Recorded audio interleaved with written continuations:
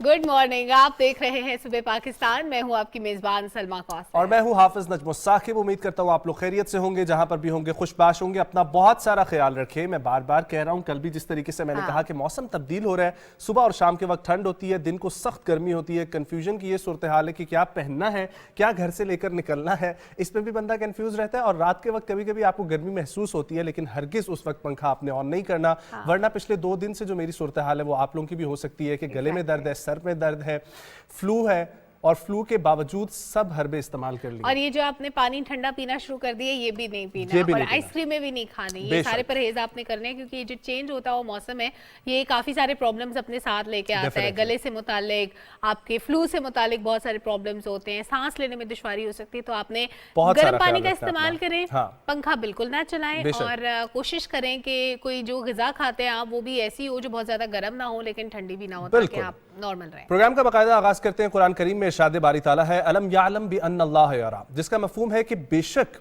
क्या तुम जानते नहीं कि तुम्हारा रब सब जानता है। और जब आपका इस बात पर यकीन हो जाए तो आप किसी भी काम में, जब आपकी मुश्किलात आएंगी तो आपको यकीन होगा कि जब रब सब जानता है तो उसको आगे का बेहतरी का रास्ता पता है। और अगर आप बहुत ज़्यादा खुश हों तो तब भी अल्लाह का शुक्र अदा करें, क्योंकि उस खुशी में भी आपको ये पता है कि खुदा ने ये मेरे लिए रास्ता किस तरीके से बनाया। अपना यकीन और ईमान सलमा इस तरीके का होना चाहिए कि हमें जो कुछ भी मिल रहा है वो भी अल्लाह किसी और का काट के हमारे तक जो है वो पहुंचा रहा है। सो आप अपने से भी अल्लाह की मखलूक का ख्याल रखें, क्योंकि एट द एंड ये हमारा यकीन है कि अल्लाह सब जानता है। अल्लाह बेशक सब जानता है। और इस्लामाबाद यूनाइटेड अगर हार गई तो अल्लाह ये भी जानता है कि क्यों हारी, क्योंकि हमारे दिलों के बड़े करीब है इस्लामाबाद यूनाइटेड, इस्लामाबाद में रहने वालों के। तो जब इस्लामाबाद यूनाइटेड हारती है तो दिल पे एक चोट लगती है, ज़र्ब लगती है दिल पे। 15.1 ओवर्स में इस्लामाबाद यूनाइटेड की टीम 107 रन बना सकी है, जबकि हराया लाहौर कलंदर्स ने। और 3 मैचेस में कामयाबी के बाद इस बार उन्होंने 119 रन से इस्लामाबाद यूनाइटेड को हरा दिया है। और बात इंटरेस्टिंग तो है, लेकिन बात जरा दुख की है कि फखर जमान ने 115 रन की शानदार इनिंग्स खेली है। कोई मसला नहीं, खैर है। 3 फतुहात हासिल हुई, उसके बाद ये चौथा मैच हम लोग हारे हैं, लेकिन फिर भी हम लोग अगले राउंड में मौजूद हैं तो कोई इतनी टेंशन लेने की बात नहीं है। आज एक और बड़ा अहम मैच है, और आज का जो मैच है वो होने वाला है पेशावर ज़ल्बी और मुल्तान सुल्तान्स की टीम के दरमियान। शाम 7 बजे बराह रास्त PTV स्पोर्ट्स HD पर आप लोग इसको देख सकेंगे। और जो हजरात इस्लामाबाद रावलपिंडी के बासी हैं वो टिकट्स लें। और मुझे बहुत अच्छा लग रहा है कि क्राउड जो है ना वो भरा हुआ है स्टेडियम के अंदर। लोग बहुत इंजॉय कर रहे हैं, अपने प्लेयर्स को देखने जाते हैं, उनके साथ बात करते हैं। कुछ लोगों को सेल्फीज नसीब हो जाती हैं, कुछ लोगों को ऑटोग्राफ मिल जाता है।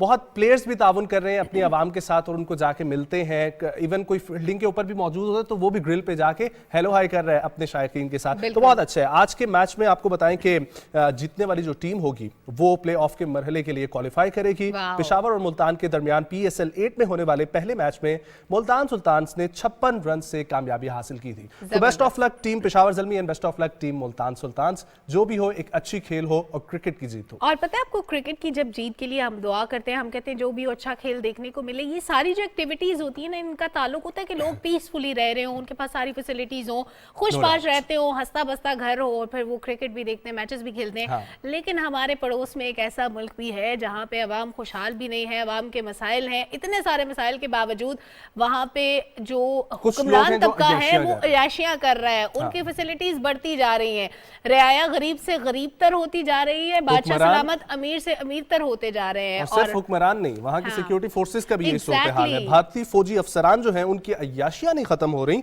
और भारतीय फौज में अफसरान जो हैं उनको मिलने वाली सहूलियात में इजाफा होता जा रहा है, और फंड्स में भी इजाफा हो रहा है। रिपोर्ट के मुताबिक भारतीय फौजी अफसरान को सौदा सल्फ खरीदने के लिए भी 50%, जबकि उनकी बेगमात को, ये अब इंटरेस्टिंग है, उनकी बेगमात को मेकअप का सामान खरीदने पर 45% डिस्काउंट दिया जा रहा है। तो भारतीय फौजी अफसरान ने इनकम टैक्स अदा करने के लिए भी नई कानून साजी कर ली है, जिससे वो इस्तिस्ना हासिल कर रहे हैं। और भारतीय कानून के मुताबिक जिली जमीन का 20वां हिस्सा रिटायर्ड फौजियों के लिए मुख्तस कर दिया गया। मतलब आप भारत के अंदर मौजूद हैं और आप फौज के अंदर मौजूद नहीं है तो फिर आप गए हैं। और एक बात के भारत के लोग बड़ा एडमायर करते हैं जावेद अख्तर साहब के बयानात को। तो यहाँ से जाने के बाद उन्होंने जो बयान दिया ना कि भारत में तो हर जगह पे गुर्बत नजर आती है, स्लम एरियाज नजर आते हैं, लोग सड़कों पे झोंपड़ियों पे रहते हैं।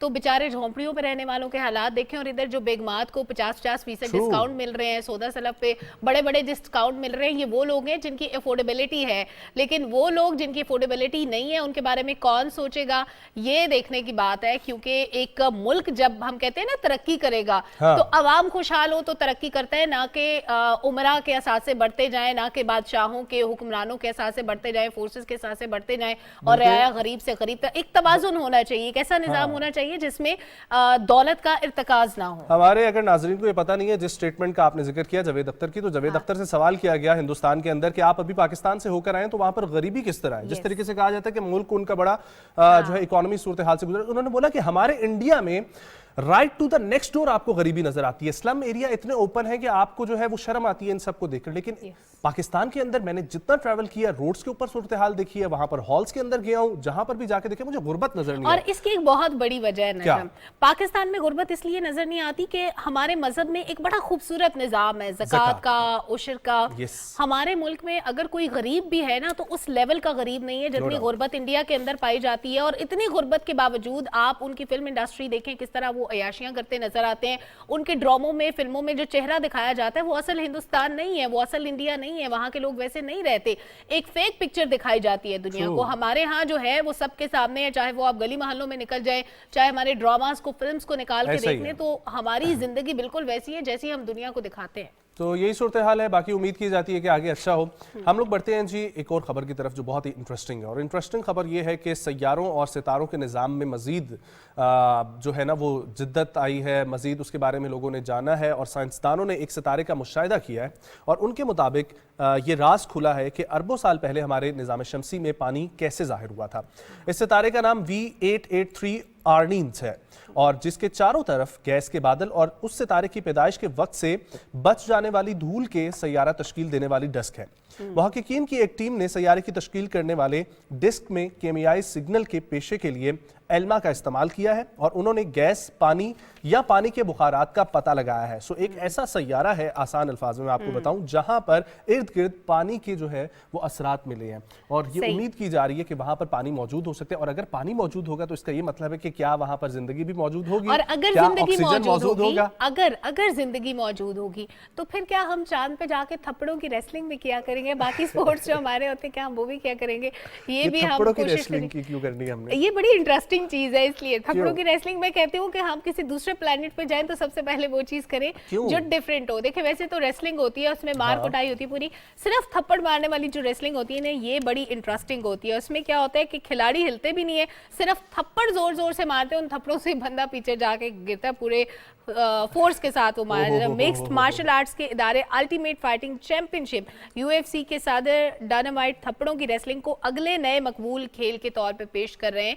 वो इसमें कुछ जिद्दत ला रहे होंगे, ज़ाहिर है। ये देखिए आप इस तरह थप्पड़ मारते हैं, बंदा वो जाके गिरता है। और इस पर्पस के लिए पावर स्लैप लीग पर अपने इदारे की जानिब से वसाइल भी खर्च किए जा रहे हैं, और हालिया दौर में सोशल मीडिया पर थप्पड़ों की रेसलिंग यानी स्लैप फाइट की वीडियोस काफी पॉपुलर हुई हैं। यस, मशरकी यूरोप की ये एक वीडियो है जो हम अभी दिखा रहे हैं, बड़ी इंटरेस्टिंग है ये, जिसमें खिलाड़ी अपने चेहरे के बिगड़ जाने के बाद भी खेल जारी रखते हैं, और सोशल मीडिया पे ये बड़ा पॉपुलर हो रहा है, बड़ा डिफरेंट है ये, और ये बहुत खतरनाक खेल है। So do not try this at home. वो जिस तरीके से रेसलिंग में भी लिखा हुआ आता है तो घरों में बिल्कुल ना ट्राई करें, अपने दोस्तों के साथ भी ना करें, ये पता नहीं किस किस्म की गेम है। और इस पे कहते हैं कि बड़े सवालात पे उठ रहे हैं कि किसी के दिमाग पे चोट लग गई, और देखिए थप्पड़ मारा है ना, अब वो आंख गई, नाक गया, दिमाग गया, कुछ भी जा सकता है, सेंसिटिव हो सकता है, और कुछ भी कहीं पर भी लग सकती है, आपकी आंख में प्रॉब्लम हो सकती है। राइट सलमा, बिल्कुल ठीक कह रही है। लेकिन एक और अच्छी तरक्की हुई है, गूगल ने पाकिस्तान के लिए एक कदम उठाया है, जिसके लिए हम लोग गूगल के भी शुक्रगुजार हैं। और रिसेंटली हमने देखा था कि बिल गेट्स ने फोन किया था वजीर आजम मोहम्मद शहबाज शरीफ को। सो माइक्रोसॉफ्ट क्या करने लगी है वो आगे की एक खबर होगी, लेकिन गूगल ने सबसे पहले स्टेप लिया है, और टेक मेकर्स जो खवातीन है पाकिस्तान में मौजूद, उनके लिए पाकिस्तान के 5 मुख्तलिफ शहरों में 1550 से ज्यादा खवातीन डेवलपर्स को सपोर्ट और बाइख्तियार बनाने के लिए इवेंट्स का इनेकाद किया जाएगा। एक न्यूज रिलीज की गई है, और उस न्यूज रिलीज में यह बताया गया है कि 7 इवेंट्स जो रैलियों, वर्कशॉप्स, नेटवर्किंग इवेंट्स और कॉन्फ्रेंसेस पर मुश्तमिल होंगे, और मुख्तलिफ कारोबारी शोबों, तकनीकी महारत और टेक्नोलॉजी में खवातीन को दरपेश मुनफरिद चैलेंजेस पर काबू काबू पाने के तरीकों में तरबियत फराहम करेंगे। Well done and thank you so much Google for coming to Pakistan. Pakistan को इस वक्त ज़रूरत है, और ख़ासतौर पर हमारी ख़वातीन को इस वक्त ज़रूरत है कि एम्पावर किया जाए, ताकि वो घरों में बैठ के अपना बिजनेस कर सके, अपने पूरे के पूरे घर को सपोर्ट कर सके, और आने वाली नस्ल को भी वो तरीकाकार बता सकेंगे किस तरीके से आप घर में बैठे हुए कमा सकते हैं, अपने बच्चों के साथ उनकी हेल्प लेते हुए, चाहे वो 8, 7, 6 क्लास के बच्चे हैं, उनकी हेल्प लेते हुए कैसे एक घर से बिजनेस शुरू किया जा सकता है। गूगल ये आपको सिखाएगा, और आप लोग इसमें शिरकत करना चाहते हैं तो जरूर इसके बारे में मजीद भी पढ़ें। आप अपने घर से कैसे शुरू कर सकते हैं ये भी बताना है कि गूगल पे कैसे काम करना है और गूगल ने आपको कैसे हेल्प करना है। साथ ही साथ अपने बच्चों को ये भी बताना है कि अपने घर से आलूदगी खत्म करने के लिए पहला स्टेप आप कैसे ले सकते हैं, क्योंकि इस वक्त हम देखते हैं जो रिसर्च आई है रिसेंट, उसमें दुनिया के जितने समंदर हैं उनमें अंदाजे के मुताबिक 171 ट्रिलियन प्लास्टिक के जर्रात पर मुश्तमिल प्लास्टिक स्मोक है, जिसकी वजह से ये समंदर आलूदा हो रहे हैं, और इनको अगर इकट्ठा किया जाए तो इनका वजन तकरीबन 2.3 मिलियन टन होगा। और साइंटिस्ट ये कहते हैं कि 1979 और 2019 के दरमियान बहरे ओकियानूस, बहरुल काहिल और बहरे हिंद और बहरे रोम में तकरीबन 12,000 मकामात से जमा किए गए डाटे का तज्जिया किया है हमने, और डाटे में ये बात सामने आई है कि 2005 में समंदरों में आलूदगी में तेजी से इजाफा देखा गया है, पोल्यूशन बहुत ज्यादा बढ़ रही है, और अगर फौरी एक्शन ना लिया गया तो 2040 तक समंदर का हिस्सा बनने वाले प्लास्टिक की शरह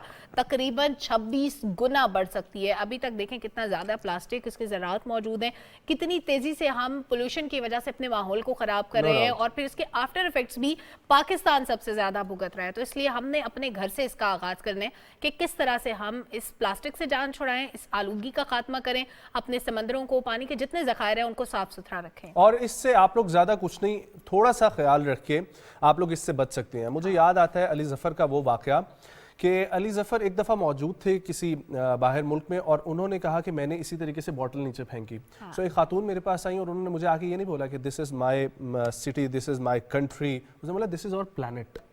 तो अगर आपके अंदर ये एहसास जिम्मेदारी पैदा हो जाए कि ये सब हमारा ही है और हमने इसको प्रोटेक्ट करना है, सो बहुत बेहतर हो जाएगा। अब मैं बात करने लगा हूँ, जिस तरीके से सलमान ने जिक्र किया, पाकिस्तान इसके बहुत सारे आफ्टर इफेक्ट्स भुगत रहा है, तो कराची भी एक आलूदा शहर कंसीडर किया जाता है, और बहुत दुख के साथ कहना पड़ता है कि वहाँ पर भी समंदर जो मौजूद है उसके अंदर जितना कचरा मौजूद है। इसी हवाले से एक रिपोर्ट तैयार की है सुहेल जमाली ने, आप लोग वो ज़रूर देखें।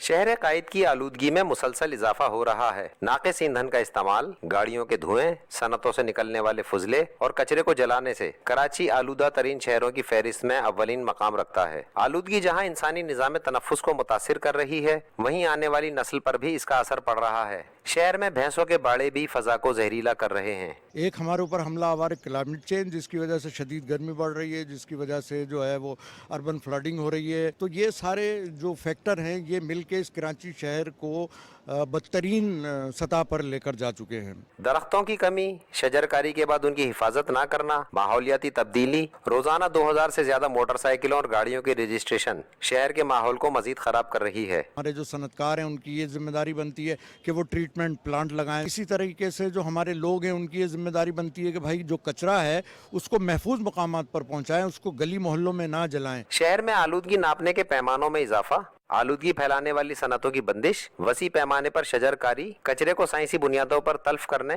और शऊर की बेदारी से सूरत हाल में बेहतरी आ सकती है। कचरा नहीं फैलाना, माहौल को साफ सुथरा रखना है। अगर ये दरख्त कट कर मरेंगे तो आप भी एक दिन मरेंगे, क्योंकि आप अपने लिए मौत का सामान पैदा कर रहे हैं। लेकिन मैं आपको ऐसी जगह लेके जाने वाली हूँ जहां पर मरना मना है और कानूनन जुर्म है। आप मर नहीं सकते, आपको जीना होगा, हर हाल में जीना होगा। मैं आपको लेके चल रही हूँ फ्रांस, जहाँ पे आपने मरना नहीं है।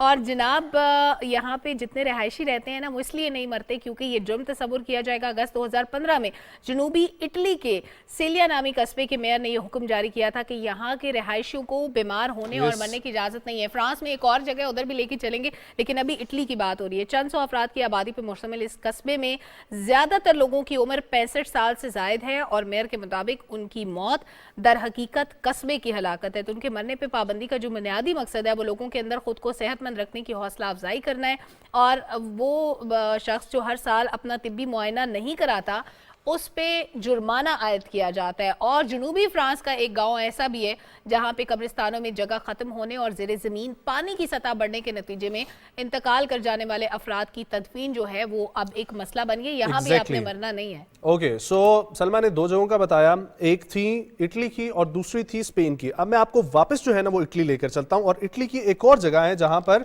बल्कि फ्रांस के एक छोटा सा गांव है जहां पर मरने पे पाबंदी आयद है, और वहां पर क्या मसला है कि कब्रिस्तान जो मौजूद है उन कब्रिस्तानों में जगह नहीं है।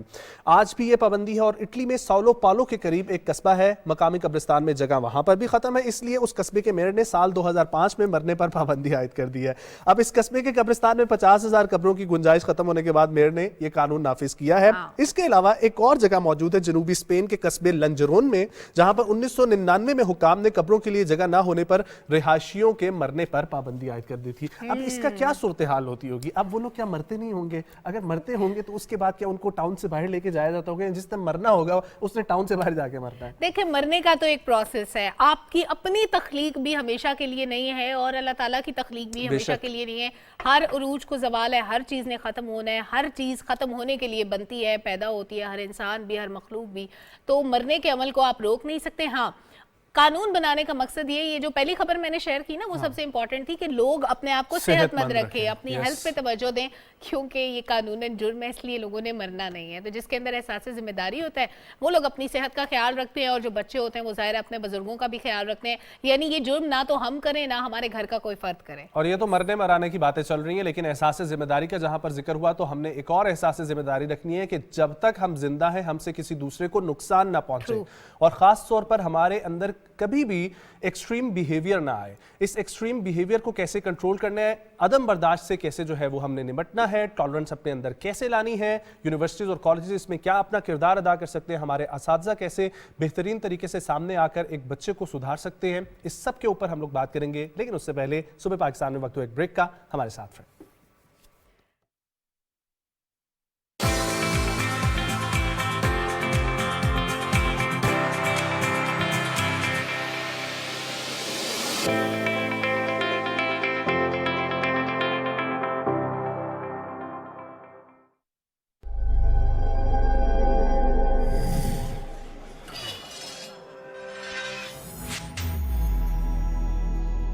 तवानाई का समझदारी से इस्तेमाल, मुल्क रोशन और खुशहाल।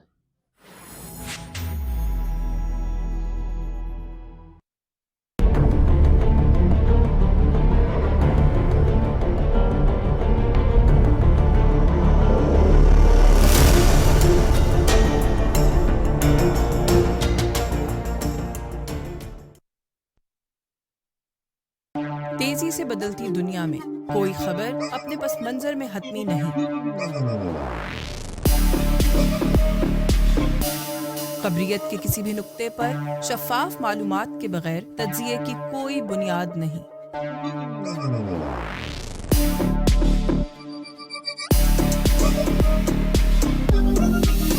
किसी भी वाक़ये के मुहर्रिकात और असबाब जाने बगैर मंतकी राय कायम करना मुमकिन नहीं।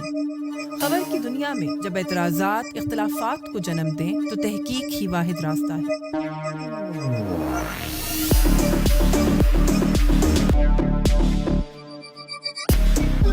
नुक्ताए आगाज से नुक्ताए अंजाम तक,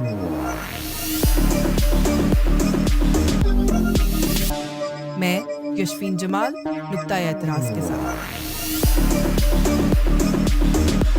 देखिए नुक्ताए एतराज़ यशफीन जमाल के साथ जुमाता इतवार रात 8 बजे सिर्फ PTV न्यूज़ पर। क्या आप जानते हैं कि आपकी गाड़ी की हाइलाइट्स या HID लाइट्स दूसरे मुसाफिरों के लिए दौरान ड्राइविंग तकलीफ का सबब बन सकती हैं? बराह करम दौरान ड्राइविंग लाइट्स लो रखें ताकि दूसरे मुसाफिरों को आसानी रहे। मोहतात ड्राइविंग, महफूज सफर।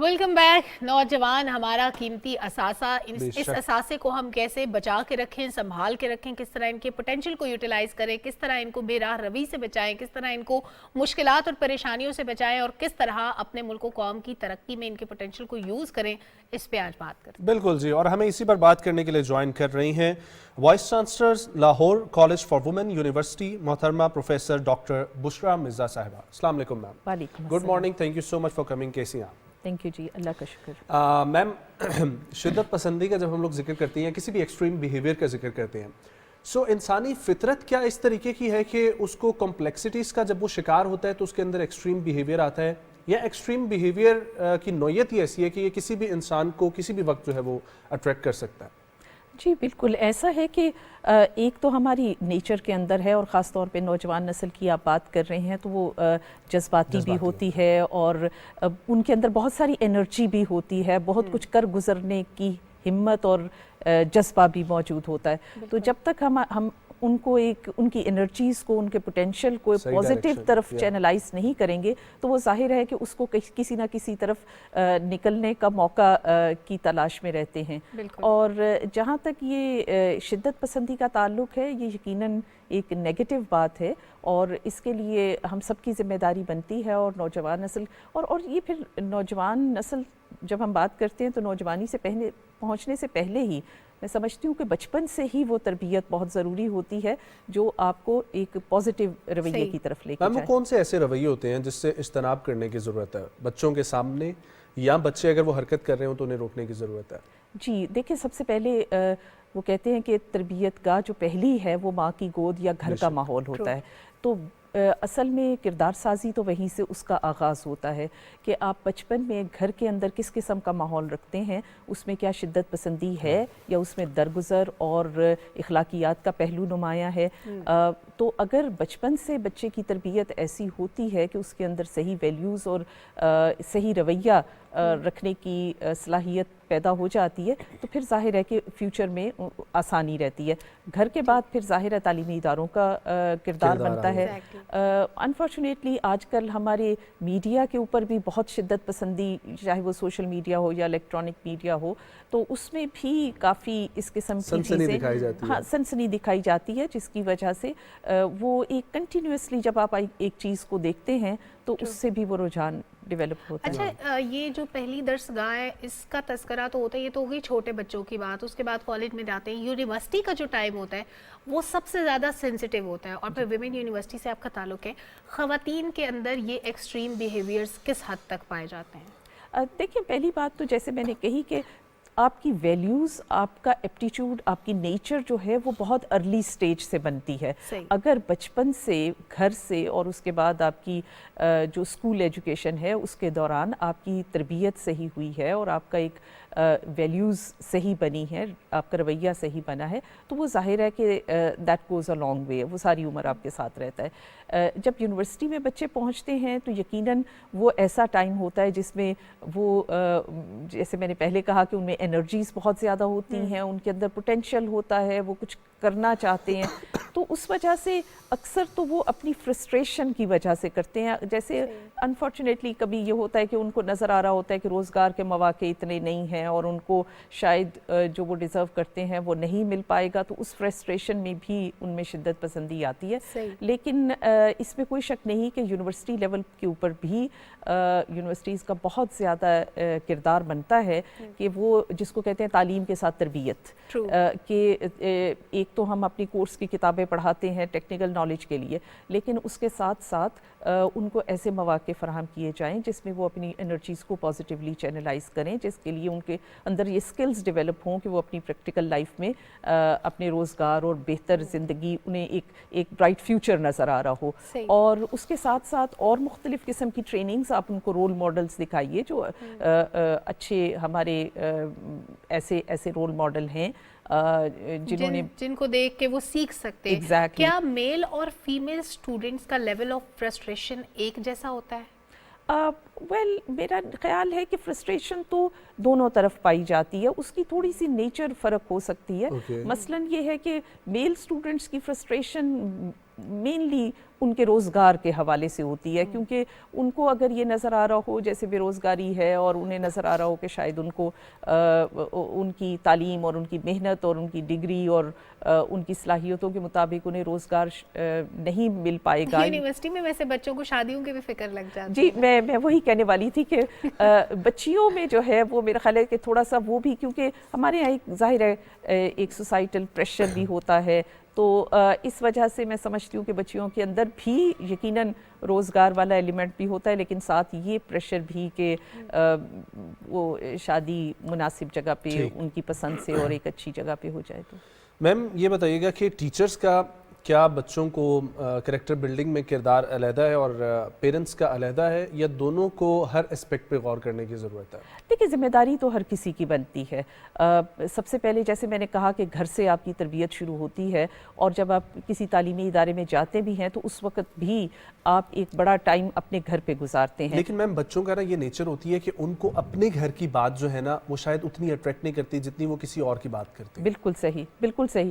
میں سمجھتی ہوں اس میں کوئی شک نہیں کہ ٹیچرز کا بہت زیادہ کردار ہے، اور ٹیچرز کا کردار صرف اسی حد تک نہیں ہے کہ وہ ان کو کہیں کہ آپ نے کس طرح کا رویہ رکھنا ہے، بلکہ ان کا اپنا کردار، they should be role models. کہ اگر وہ کہتے ہیں نا کہ loudest sermon are done not said, you know, آپ وہ سنے نہیں جاتے، وہ دیکھے جاتے ہیں. کہ آپ اگر ویسے وعظ کر رہے ہوں اور آپ کا اپنا رویہ شدت پسندانہ ہو تو پھر آپ کے وعظ میں کوئی... اور یہ بھی ہمیں اس پہ بھی بات کرنے کی ضرورت ہے کہ ٹیچرز پر چارج جن چیزوں کا کرتے ہیں، اگر اس کا رول ماڈل وہ خود نہیں بنتے تو پھر اسٹوڈنٹ کیسے ان کو فالو کریں گے؟ بہت بڑی ایک ہرڈل آ جاتی ہے کہ کس طرح سے ٹیچر اور اسٹوڈنٹ کے درمیان ریلیشن شپ پیدا ہو، کس طرح ایک دوسرے کو سمجھے ٹیچر اور ان کا اسٹوڈنٹ. اگر ٹیچر ایک بات کر رہا ہے تو اس کو پریکٹیکلی کر کے بھی دکھا رہا ہے، صرف بول نہیں رہا. بالکل ایسا ہی ہے جی، کیونکہ ٹیچرز جو ہیں جیسے میں نے کہا کہ وہ رول ماڈل ہوتے ہیں. اگر وہ خود آپس میں کچھ پالیٹکس کر رہے ہیں یا شدت پسندی اور ان میں برداشت کا جذبہ نہیں ہے تو بچے ان سے کیا سیکھیں گے؟ اور اگر ٹیچرز رول ماڈل ہوں گے تو اسٹوڈنٹ ان کی نہ صرف رسپیکٹ کریں گے بلکہ ان کو فالو کرنے کی بھی کوشش کریں گے. میم یہ کافی دنوں پہلے بھی ہمارے پاس کوئی پروفیسر آئے تھے، ان سے میں نے یہ سوال کیا تھا کہ ٹیچرز اور اسٹوڈنٹ کا ریلیشن ہونا کیسے چاہیے. کہیں پر بہت ہم بے تکلفی دیکھتے ہیں اور کہیں پر بہت زیادہ سختی کا رویہ دیکھا جاتا ہے. ایک ماڈریٹ بیہیویئر کیا ہے؟ جی بالکل، اس بہت خوبصورت آپ نے بات کہی کہ ایک بہت اچھا بیلنس ضروری ہے، کیونکہ آپ یقیناً اسٹوڈنٹس کے ساتھ بہت اسٹرکٹ بھی نہیں ہونا چاہتے کہ وہ ان کو سوال کرنے کی ہی ہمت نہ ہو یا آپ کے ساتھ بات کرنے کی بھی ان کو ہمت نہ ہو، لیکن ایٹ دی سیم ٹائم آپ کو اس بات کا بھی خیال رکھنا ہے کہ بہرحال آپ نے ان کو ڈسپلن کرنا ہے. آپ نے ان کے ساتھ بالکل یہ نہیں کہ اتنا زیادہ آپ ان کے ساتھ دوستی میں چلے جائیں کہ آپ کے لیے آپ کی بات کی وہ ان کے اہمیت نہ رہے یا آپ کو ان کو ڈسپلن کرنا پاسبل نہ ہو. تو اب بالکل آپ رکھ سکتے ہیں کہ آپ ایک ایسا رویہ رکھیں جس میں آپ ان کے ساتھ گھل مل بھی جائیں، لیکن اس کے ساتھ ایک استاد اور شاگرد کا جو احترام کا جذبہ ہے، جو ایک سننے اور سمجھنے اور سمجھانے کا جو ہے وہ برقرار ہے. اور نارملی ہم ویسے اسٹوڈنٹس کی ضروریات کی بات کرتے ہیں، ان کی ریکوائرمنٹس کی بات کرتے ہیں کہ ٹیچر ایسا ہو، ٹیچر ویسا ہو. ٹیچر کی بھی کچھ ضروریات ہوتی ہیں. ٹیچر بھی کہتا ہے کہ میں نے 40-50 بچے ہر سیکشن میں جا کے ان کو پڑھانا ہے، اور اگر یونیورسٹی میں بھی ہے 3-4 کلاسز بھی لینی ہے، کوئی 200-250 بچے سے انٹریکشن تو ہوتا ہی ہوگا. ان 200-250 کے ساتھ ایک قریب کا تعلق، ان کے مسائل کو جاننا، ہر انڈیویجول کے مسائل کو ڈسکس کرنا. اگر یہ کریں گے تو پڑھائیں گے کس وقت، اور اگر پڑھاتے رہیں گے تو یہ سب کام کیسے ہوں گے؟ تو اس پرابلم کو کیسے ریزالو کیا جائے؟ جی بالکل، میں سمجھتی ہوں کہ یونیورسٹیز کے اندر جو ٹیچنگ ورک لوڈ ہے اس کو مد نظر رکھنا چاہیے، کیونکہ ظاہر ہے ورک لوڈ زیادہ ہوگا تو کوالٹی یقیناً نیچے جائے گی. میں نے خود کوئی 22 سال قائد اعظم یونیورسٹی میں پڑھایا ہے، لیکن میں آپ کو ایمانداری سے بتاتی ہوں کہ مجھے ایک دفعہ بھی شکایت نہیں ہوئی کہ کسی اسٹوڈنٹ نے بدتمیزی کی ہو. کیونکہ اگر آپ کا اپنا رویہ ایسا ہوگا کہ اسٹوڈنٹ آپ کی رسپیکٹ کریں گے، آپ کی بات کا لحاظ کریں گے، اور میرا خیال ہے نوجوان نسل کافی باشعور ہوتی ہے، انہیں ڈنڈے سے ہر چیز بتانی نہیں پڑتی، انہیں سمجھ آ جاتی ہے. جہاں پر آپ نے باشعور ہونے کا ذکر کیا ہے، ایک سوال میرے ذہن میں آتا ہے کہ صحیح دوست کی پہچان کیا ہے؟ آپ کا خیر خواہ کون ہے؟ یہ کیسے آپ نے جو ہے نا پہچاننا ہے؟ کیا کوئی پیرامیٹرز ہیں جن کے اوپر ہم لوگ جان سکتے ہیں؟ جی میرا خیال ہے کہ آپ کا جو خیر خواہ اور صحیح دوست ہے، مخلص دوست ہے، وہ وہی ہے جو آپ کو آپ کی کمیوں کمزوریوں کے بارے میں بہت اچھے طریقے سے بتائے.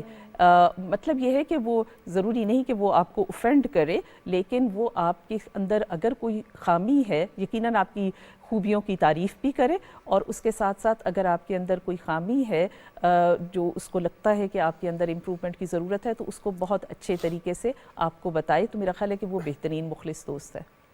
مخلص دوست ہمیں ڈھونڈنے بھی چاہیے, کیونکہ جب ایسی سٹیجز آتی ہیں زندگی میں, جیسے یونیورسٹی اسٹوڈنٹس کی بات ہے, اگر اچھے دوست ہوں گے تو وہ بہتر طور پہ آپ کی فیملی کو بھی انفارم کر سکتے ہیں کہ آپ کن ایکٹیویٹیز میں انوالو ہیں. لیکن بشرا صاحبہ یہ بھی فرمائیے گا کہ جب ایک اسٹوڈنٹ کسی ایسی ایکٹیویٹی میں انوالو ہوتا ہے جس میں نہیں ہونا چاہیے, جو ملک دشمن ہو سکتی ہے, جو معاشرے کی دشمن ہو سکتی ہے, جو فیملی کی دشمن ہو سکتی ہے, وہ کچھ بھی ہو سکتا ہے, کوئی بھی ایکسٹریم رویہ کسی بھی گروپ کے ساتھ وہ اٹھ بیٹھ رہے ہیں, چاہے وہ خدا نخواستہ کوئی منشیات سے متعلق کوئی ایسا گروہ ہے جو سپلائی کرتا ہے یا ان کو ایڈکٹ بنا رہا ہے, یا پھر وہ کوئی دہشت گرد گروہ ہے.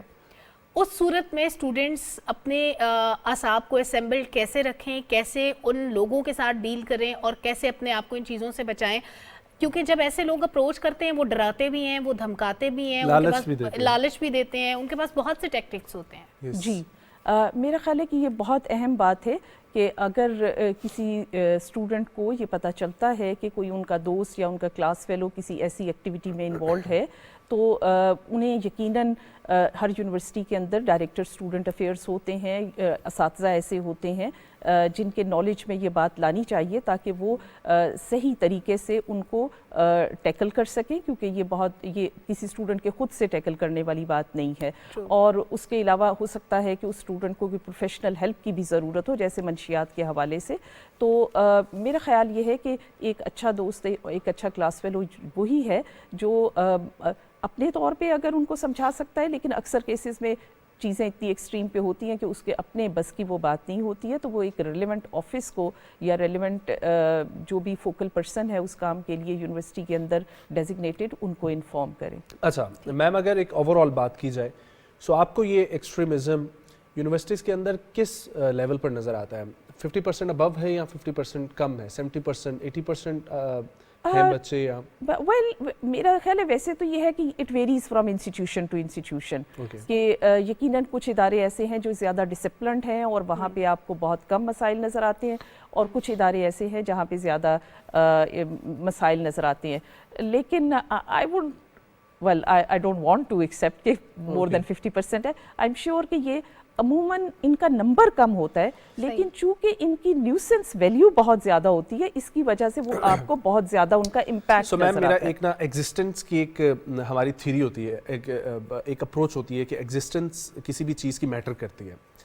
سو جب ہم لوگ یہ کہتے ہیں کہ ایک مچھلی سارے تالاب کو گندا کرتی ہے, یا کسی کے ایک برے بیہیویئر کی وجہ سے اچھا ماحول خراب ہو رہا ہوتا ہے, سو کیا وجہ ہے کہ جو اچھا ماحول ہے اس کی وجہ سے وہ برائی ختم نہیں ہو رہی؟ جی بالکل, آپ نے اچھی بات کی ہے کہ دیکھیں ماحول کا ایفیکٹ یقیناً انڈیویجولز کے اوپر ہوتا ہے, اور جتنا اچھا ماحول ہوگا اس بات کی آپ امید رکھ سکتے ہیں کہ اگر کسی کے اندر برا پوٹینشیل بھی ہے تو وہ شاید نیکی کی طرف واپس آ جائے. لیکن اس میں بھی کوئی شک نہیں ہے کہ جہاں پہ 90% لوگ یا 99% لوگ اگر بہت امن پسند اور پازیٹیو ہیں, تو ایک بندہ اگر نیگیٹو ہو تو وہ آپ کے سارے سسٹم کو خراب کر سکتا ہے.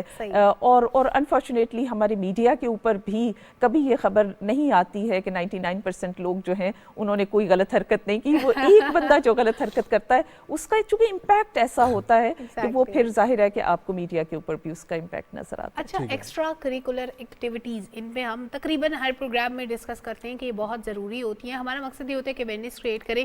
یونیورسٹیز کے اندر آج کل پڑھائی بہت زیادہ ہوتی ہے, کیونکہ ظاہر ہے بہت سارے کورسز کور کرنے ہوتے ہیں, بہت ساری کورس آؤٹ لائنس ہوتی ہیں, کوئی چیز رہ نہ جائے تو پڑھنے پڑھانے پہ زیادہ دھیان ہوتا ہے.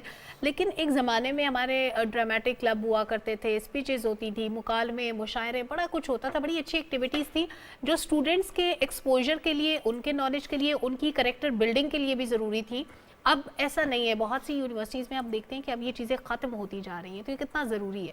ایبسولوٹلی جی, میں آپ کی بات سے 100% ایگری کرتی ہوں کہ میں سمجھتی ہوں کہ یہ کو کریکولر یا ایکسٹرا کریکولر ایکٹیویٹیز جو ہیں بے انتہا ضروری ہیں, اور اس کے اندر ڈیبیٹ اور باقی جیسے آپ نے بات کی اس کے علاوہ سپورٹس بہت اہم ہے، کیونکہ یہ وہ ساری چیزیں جو آپ کو ڈسپلن بھی سکھاتی ہیں، آپ کے اندر صبر اور برداشت بھی پیدا کرتی ہیں، آپ کے اندر لیڈرشپ کی ایبلٹیز اور جو سافٹ سکلز ان جنرل جنہیں ہم کہتے ہیں وہ ڈیولپ کرتی ہیں۔ ہم اپنی یونیورسٹی میں تو Lahore college for women university میں اس پر بہت زیادہ توجہ دیتے ہیں، اور ہماری بہت ساری سپورٹس اور دیگر ایکٹیویٹیز جو ہیں وہ ہر وقت چلتی رہتی ہیں۔ بلکہ کل ابھی ہمارے ایک ورکشاپ چل رہی تھی which was about conflict resolution, مطلب very relevant to what you are talking about۔ تو اس میں یہ ہے کہ ہم ان کو اس قسم کی ٹریننگز اور ورکشاپس ہم کرتے رہتے ہیں، جس سے ہم ان کو یہ بتاتے ہیں کہ ڈفرینس آف اوپینین ہونا کوئی غلط بات نہیں ہے، بلکہ یہ خوبصورتی ہے انٹلیکچوئل معاشرے کی کہ آپ کا ڈفرینس آف اوپینین ہو، لیکن جب وہ ڈفرینس آف اوپینین جھگڑے کی شکل اختیار کر لیتا ہے وہ مسئلہ ہوتا ہے۔ اور ویسے بھی ڈفرینس آف اوپینینز جو ہے نا یہی ایک نئی ریسرچ کا رستہ کھولتے ہیں۔ ایبسلیوٹلی۔ اچھا میم، اس وقت آپ نے ذکر کیا Lahore college for women university کا، سو وہاں پر آپ نے کیا نوٹ کیا ہے کہ ینگ جنریشن میں سب سے زیادہ پرابلم کیا چل رہی ہے؟ یہ ہم لوگ نے پہلے بھی ڈسکس کیا کہ شادی کے مسائل بھی ہیں، سوشو اکنامک ایشوز بھی ہیں، لیکن سب سے زیادہ کیا پرابلم آپ کو نظر آ رہی ہے اور اس کو ختم کرنے کے لیے پہلا سٹیپ کیا ہونا چاہیے؟ دیکھیں، میں نے پہلے بھی جو بات کی کہ اس وقت مجھے جو ینگ جنریشن کے اندر نظر آتا ہے جس کی وجہ سے وہ کبھی ایکسٹریم بیہیویئرس میں بھی چلے جاتے ہیں، چاہے وہ معاشرے کے اندر شدت پسندی ہو یا اپنی ذات کے حوالے سے کوئی ایکسٹریم قدم اٹھانے کے حوالے سے ہو، وہ یہ ہے کہ جب ان کو محسوس ہوتا ہے، ایک مایوسی محسوس ہوتی ہے کہ شاید ان کے لیے سوشو اکنامک کنڈیشنز اچھی نہیں ہیں، ان کے جو ہیں وہ روزگار کے مواقع اتنے نہیں ہیں کہ ان کو اپنی ڈگری حاصل کرنے کے بعد بھی کوئی اچھی نوکری مل پائے گی یا کوئی اور اس قسم کا ذریعہ۔ سو آپ لوگ کیا کرتے ہیں اس کو کاؤنٹر کرنے کے لیے؟ دیکھیں، ہم اپنی طرف سے پوری کوشش کرتے ہیں کہ ظاہر ہے کہ جو اس وقت آپ کے پورے ملک کے اندر فائنینشیل سچویشن ہے وہ تو ہے ہی، اس کے بارے میں ڈائریکٹلی تو ہم کچھ نہیں کر سکتے، لیکن جو انڈائریکٹلی ہے ہم اپنے اسٹوڈنٹس کو اس بات پہ تیار کرنے کی کوشش کرتے ہیں کہ اگر ان کو جاب نہیں بھی ملتی تو وہ کوئی اپنا بزنس سٹارٹ کر سکیں، انٹرپرینیورشپ یا فری لینسر کے طور پہ کام کر سکیں۔ تو ہم ان کو اس قسم کی اسکل سکھاتے ہیں جس سے وہ کچھ اس قسم کے روزگار جو ہیں ان کے دروازے ان پر کھل سکیں کہ وہ ان کو نوکری اگر نہیں بھی ملتی تو وہ کسی نہ کسی طریقے سے اکنامکلی امپاورڈ ہو سکیں۔ کیا یونیورسٹیز اور کالجز میں جن اسٹوڈنٹس کی آپ نے بات کی کہ نا امیدی یا مایوسی کا شکار ہے، ان کی نا امیدی کو امید میں بدلنے کے لیے سائیکیٹرسٹ یا سائیکالوجسٹ کا رول امپورٹنٹ ہو سکتا ہے؟ جی ایبسولوٹلی۔ ہم نے اپنی یونیورسٹی کے اندر فل ٹائم ویسے تو ایک سائیکالوجی ڈپارٹمنٹ بھی ہے جس میں ٹیچرز سائیکالوجی کے موجود ہیں، اس کے علاوہ بھی ہم نے سائیکیٹرسٹ رکھے ہوئے ہیں کہ جب کوئی بچیوں کو اگر کوئی مسئلہ ہوتا ہے جو وہ کسی کے ساتھ ڈسکس کرنا چاہتے ہیں پروفیشنل ایکسپرٹ کے ساتھ، تو وہ ان کو پوری پرائیویسی کے ساتھ یہ موقع فراہم کیا جاتا ہے کہ وہ جا کے اپنے مسائل کو ڈسکس کر سکے۔ اور میں یہ اسٹرانگلی سجیسٹ کرتی ہوں کہ یہ ہر یونیورسٹی کے اندر، ہر کالج کے اندر اس قسم کی سہولت موجود ہونی چاہیے۔ اوکے میم، احساس ذمہ داری کسی بھی معاشرے کے اندر اگر ہو تو میرا خیال ہے کہ آدھے مسئلے آپ کے ویسے ہی حل ہو جائیں گے جب ہم اگلے انسان کو انسان سمجھ کے اس کے ساتھ بیہیو کریں اور یہ سمجھیں کہ اشرف المخلوقات بنائی گئی ہے تو کسی مقصد کے تحت بنائی گئی ہے، اللہ کی سب سے خوبصورت چیز ہے، تو اگر ہم اس کی مدد کریں گے تو ڈائریکٹلی اللہ خوش ہوں گے بے شک۔ سو یہ احساس ذمہ داری کے لیے کیا پریکٹسز ہونی چاہیے؟ احساس ذمہ داری کے لیے میرا خیال یہ ہے ہر کہ انڈیویجول کو جو اپنانی چاہیے۔ جی جی بالکل، وہیں پہ بات آ جاتی ہے کہ رویے اور ویلیوز صحیح ڈیولپ کرنے کی ضرورت ہے۔ اگر اساتذہ سب سے پہلے گھر میں، والدین اور اس کے بعد تعلیمی اداروں میں اگر اساتذہ کے اندر احساس ذمہ داری نظر آئے گا تو یقیناً بچے بھی احساس ذمہ داری کا ثبوت دیں گے۔ ابھی آپ ماحول کے حوالے سے بات کر رہی تھی، پچھلے دنوں ہماری سپورٹس کی ایکٹیویٹی تھی تو اس میں ہم نے کینیڈین ایمبیسڈر وینڈی گل مور کو ایز چیف گیسٹ انوائٹ کیا ہوا تھا، تو انہوں نے ایکچولی وہ ایونٹ کے بعد کہیں پہ کوئی اسی طرح کوئی کاغذ گرا ہوا تھا تو وہ انہوں نے اٹھانا شروع کر دیا۔ ظاہر ہے it was very embarrassing for the students, ambassador, Canadian ambassador, تو وہ ساری بچیوں نے جو کوئی چھوٹے موٹے کاغذ اور ڈسپوزیبل باٹلس تھیں وہ انہوں نے پھینکی تھی، وہ انہوں نے اٹھانا شروع کر دی، and she was carrying a water bottle with her, ambassador, اور تھیلے میں بیگ کے اندر انہوں نے ایک پانی کی بوتل رکھی ہوئی تھی جیسے چھوٹی سی تھرمس ٹائپ، جس سے کیونکہ انہوں نے کہا کہ میں ڈسپوزیبل باٹلس استعمال نہیں کرتی، I carry my water with me. اس قسم کے رول ماڈل جب آپ سینئر لوگ اپنی احساس ذمہ داری کا مظاہرہ کریں گے تو یقیناً ینگ جنریشن بھی احساس ذمہ داری اچھا جب بچوں کے براٹ اپ کا آپ نے ایک دو بار ذکر کیا تو پیرنٹس ہمیشہ اپنے بچوں کو اچھا انوائرمنٹ دیتے ہیں, اچھی پرورش کرتے ہیں, ہم کیوں یہ فرق دیکھتے ہیں کہ ایک ماں باپ کے دو بچے زمین آسمان کا فرق ہوتا ہے, کوئی شاید بگڑ جائے, کوئی منشیات کا عادی ہو جائے, کوئی برے لوگوں میں اٹھنے بیٹھنے لگ جائے, اسی گھر میں کوئی بچہ نمازی پرہیزگار ہو, حافظ قرآن ہو, اچھی نوکری کرتا ہو, بہت اوبیڈینٹ ہو, اتنا زمین آسمان کا ڈفرینس, ایک جیسے ماں باپ, ایک جیسا ماحول, ایک جیسی پرورش, سب کچھ سیم ہونے کے باوجود یہ ڈفرینس کیسے آتا ہے؟ دیکھیں میں خود مولیکولر بایولوجسٹ ہوں, ایک آپ کی جینیٹکس ہوتی ہے, ٹھیک ہے, اور اس میں ایک آپ کا ایک انٹرنلی ایک نیچرلی آپ کا ایپٹیچیوڈ ہوتا ہے. کچھ بچے زیادہ ولنریبل ہوتے ہیں, کچھ بچے اتنے ولنریبل نہیں ہوتے. تو اس وجہ سے ایک ماحول کے اندر گھر کے اندر تو ایک ماحول ہے, لیکن جب وہ گھر سے باہر جاتے ہیں تو وہاں پہ وہ کس قسم کے بچوں کے ساتھ اٹھتے بیٹھتے ہیں, ظاہر ہے وہ ماحول اس پہ ڈفر کر سکتا ہے. تو اس وجہ سے ہر بچے کا ایک اپنا پوٹینشیل ہوتا ہے جس کو ذہن میں رکھنا چاہیے. لیکن بہرحال میں پھر بھی سمجھتی ہوں کہ اگر پیرنٹس ذمہ داری کا ثبوت دیں اور ماحول اچھا ہو تو بہت ایکسٹریم تک عموماً بہت کم چانسز ہیں. Wonderful ma'am, thank you so much ma'am, بہت اچھا لگا آپ سے بات کر کے, اینڈ انڈیڈ بہت انٹرسٹنگ کنورسیشن رہی ہماری. ایک بریک شامل کریں گے, جب بریک سے واپس آئیں گے تو ایک اور کمال کی شخصیت سے آپ کی ملاقات کرواتے ہیں. کہیں مت جائے, ہمارے ساتھ رہیں.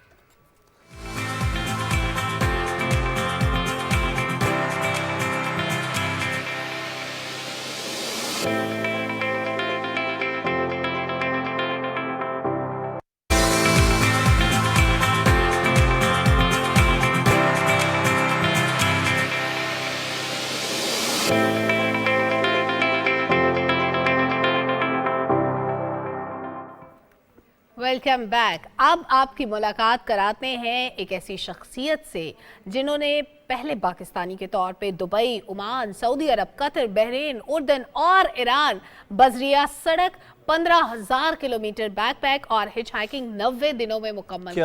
اتنے سارے ممالک میں ہم پوچھیں گے ضرور کہ آپ نے کیا کیا دیکھا, کیا کیا ہوا, اور اس کے علاوہ قطر میں فیفا ورلڈ کپ دیکھا, مکہ مکرمہ میں عمرے کی سعادت حاصل کی, بذریعہ سڑک ایران کے 6 صوبوں کا دورہ بھی کیا. سو ہم آپ کو ملوا رہے ہیں جی ہچ ہائکنگ اور بیک پیکنگ کے شوقین جو ہے وہ یہ شخصیت ہیں. اور اس سے پہلے یہ جو ابھی ریسنٹ ٹرپ تھا اس کا ہم نے ذکر کیا, لیکن اس سے پہلے یہ رشیا اور سوویت یونین کی جو اسٹیٹس ہیں وہاں سے بھی وزٹ کر کے آ چکے ہیں, وہ ان کا پہلا ٹرپ تھا. سو ہم آپ کو ملواتے ہیں, ہمارے ساتھ موجود ہیں اسٹوڈیو میں محمد طاہر خان. السلام علیکم. وعلیکم السلام, بہت شکریہ. الحمدللہ میں بہت زبردست. اوکے, سو انیشیل آئیڈیا کیا تھا, کس سے آپ کو یہ انسپریشن ملی ہچ ہائکنگ کی؟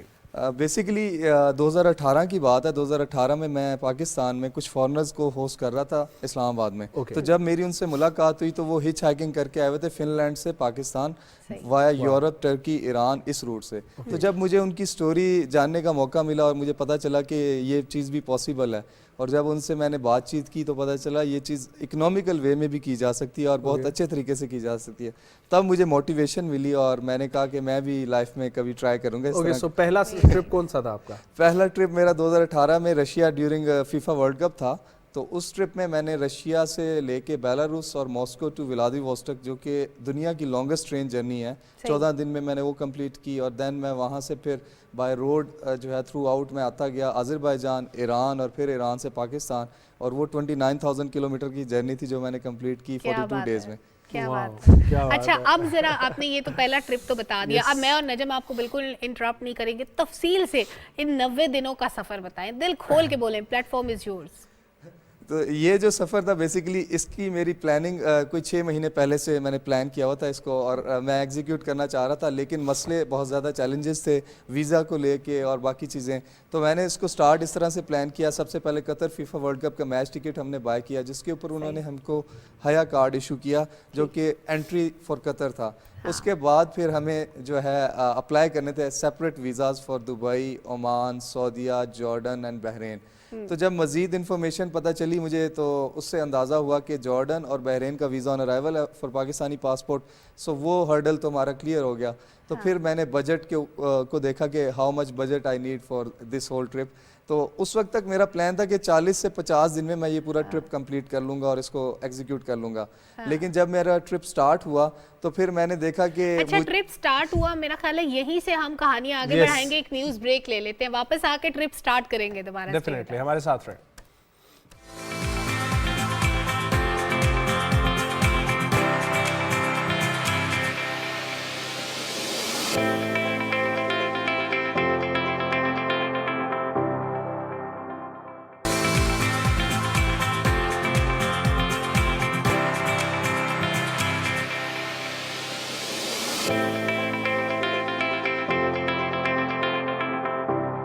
Welcome back every one. ہم آپ سے ملاقات کروا رہے ہیں طاہر خان کی, جو کہ ہیں ہچ ہائکنگ اور بیک پیکنگ ایکسپرٹ ہیں, 2 ٹرپس کر چکے ہیں, ان کے ٹرپ کے حوالے سے ہم باتیں کر رہے تھے. جی طاہر, سو جرنی سٹارٹ ہو گئی پاکستان سے, سب سے پہلے کا سفر کہاں کا تھا آپ کا؟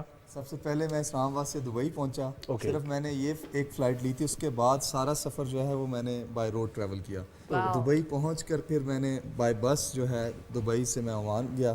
دبئی میں رکے نہیں؟ دبئی میں 2-3 دن رکا. دبئی میں کچھ جگہیں ہیں, گلوبل ولیج اور ایکسپو اور فیوچر ایک پلیس ہے, اس کے علاوہ 3-4 جگہیں جو ہے مین وزٹ کی.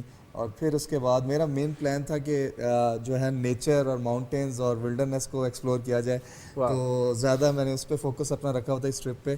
تو پھر اس کے بعد عمان گیا. عمان میں نے تقریباً 3 دن گزارے اور عمان سے پھر بس پہ واپس دبئی آیا, کیونکہ مجھے قطر پہنچنا تھا اور قطر کے لیے جو روٹ تھا وہ سیم دبئی کے تھرو سعودیہ اینڈ دین سعودیہ سے آپ قطر جاتے ہیں. سو آپ پھر سعودیہ گئے؟ پھر وہاں سے سعودیہ جانے کے لیے فرسٹ دبئی سے ایگزٹ لیا, سعودیہ انٹری لی. پھر اگین قطر میں جب انٹر ہوئے تو انہوں نے اتنے اچھے طریقے سے ہمیں ویلکم کیا.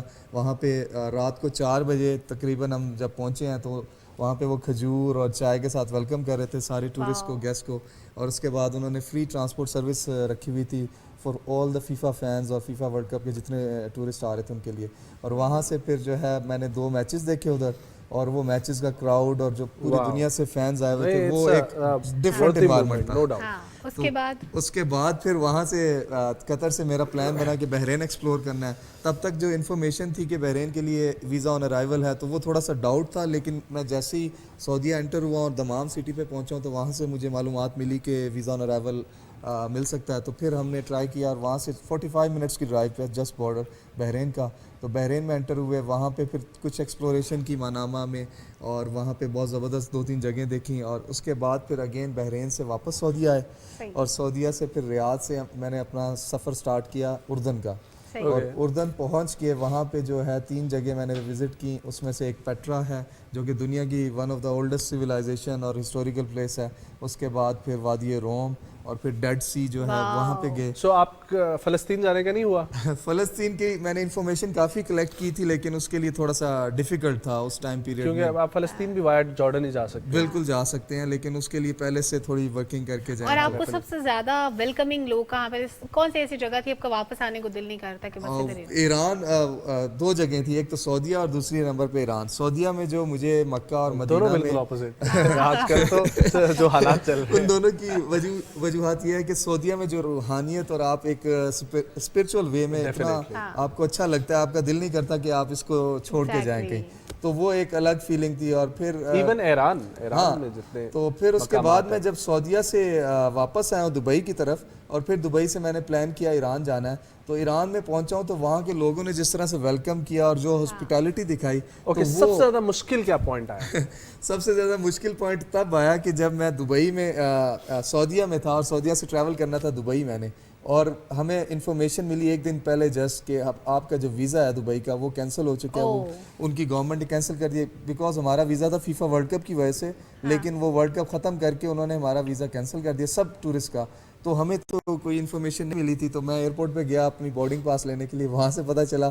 تو پھر وہ اتنا ڈیفیکلٹ ٹائم تھا کہ میں اب ڈیسیجن کیا انہوں نے فیسیلیٹیٹ کیا آپ کو؟ نہیں, فیسیلیٹیٹ اتنا نہیں کیا. پولیس کے پاس میں گیا, پولیس نے بھی اتنی ہیلپ آؤٹ نہیں کی. انہوں نے کہا only way is you apply for new visa. پھر میں نے نیا ویزا اپلائی کیا. میں تو 2-3 دن رکا, जब नया वीज़ा आ गया दुबई का तो then again I travel to Dubai. अब इस टोटल आपके इस सारे सफर में आपका खर्चा कितना हुआ है? इस पूरे सफर में 3 लाख रुपए टोटल खर्चा आया, जिसके अंदर वाओ, 3 लाख तो रुपए इसमें से। खाना पीना नहीं था, हम तो खाने पे ही लगाते मतलब इतने मुझे मुल्कों क्या में। खाते थे और कब कब खाते थे? इसमें खाने के बहुत ज्यादा चैलेंजेस थे, जाहिर बात है हम जो पाकिस्तान में स्पाइसी फूड और इतना अच्छा खाना हमें मिलता है उधर वो जरा फीके चीजें फीके खाने उधर। वहाँ पे थोड़े फीके खाने थे, लेकिन सऊदीया में और दुबई में फिर भी आपको पाकिस्तानी फूड और इंडियन जो इस तरह का फूड है वो मिल जाता है, तो वहाँ पे चाट इतनी मसाले का डब्बा नहीं अपने सामान में रखा था आपने? क्योंकि ऑलरेडी मेरे पास इतना बड़ा बैग पैक था कि उसमें मैंने काफी ज्यादा अपनी चीजें रखी थी, तो एक ही बैग था? हाँ, एक ही बैग पैक था जिसको मैं कैरी करके ट्रैवल कर रहा था, और जहाँ भी मैंने रुकना होता था, हिच हाइकिंग करता था सम टाइम,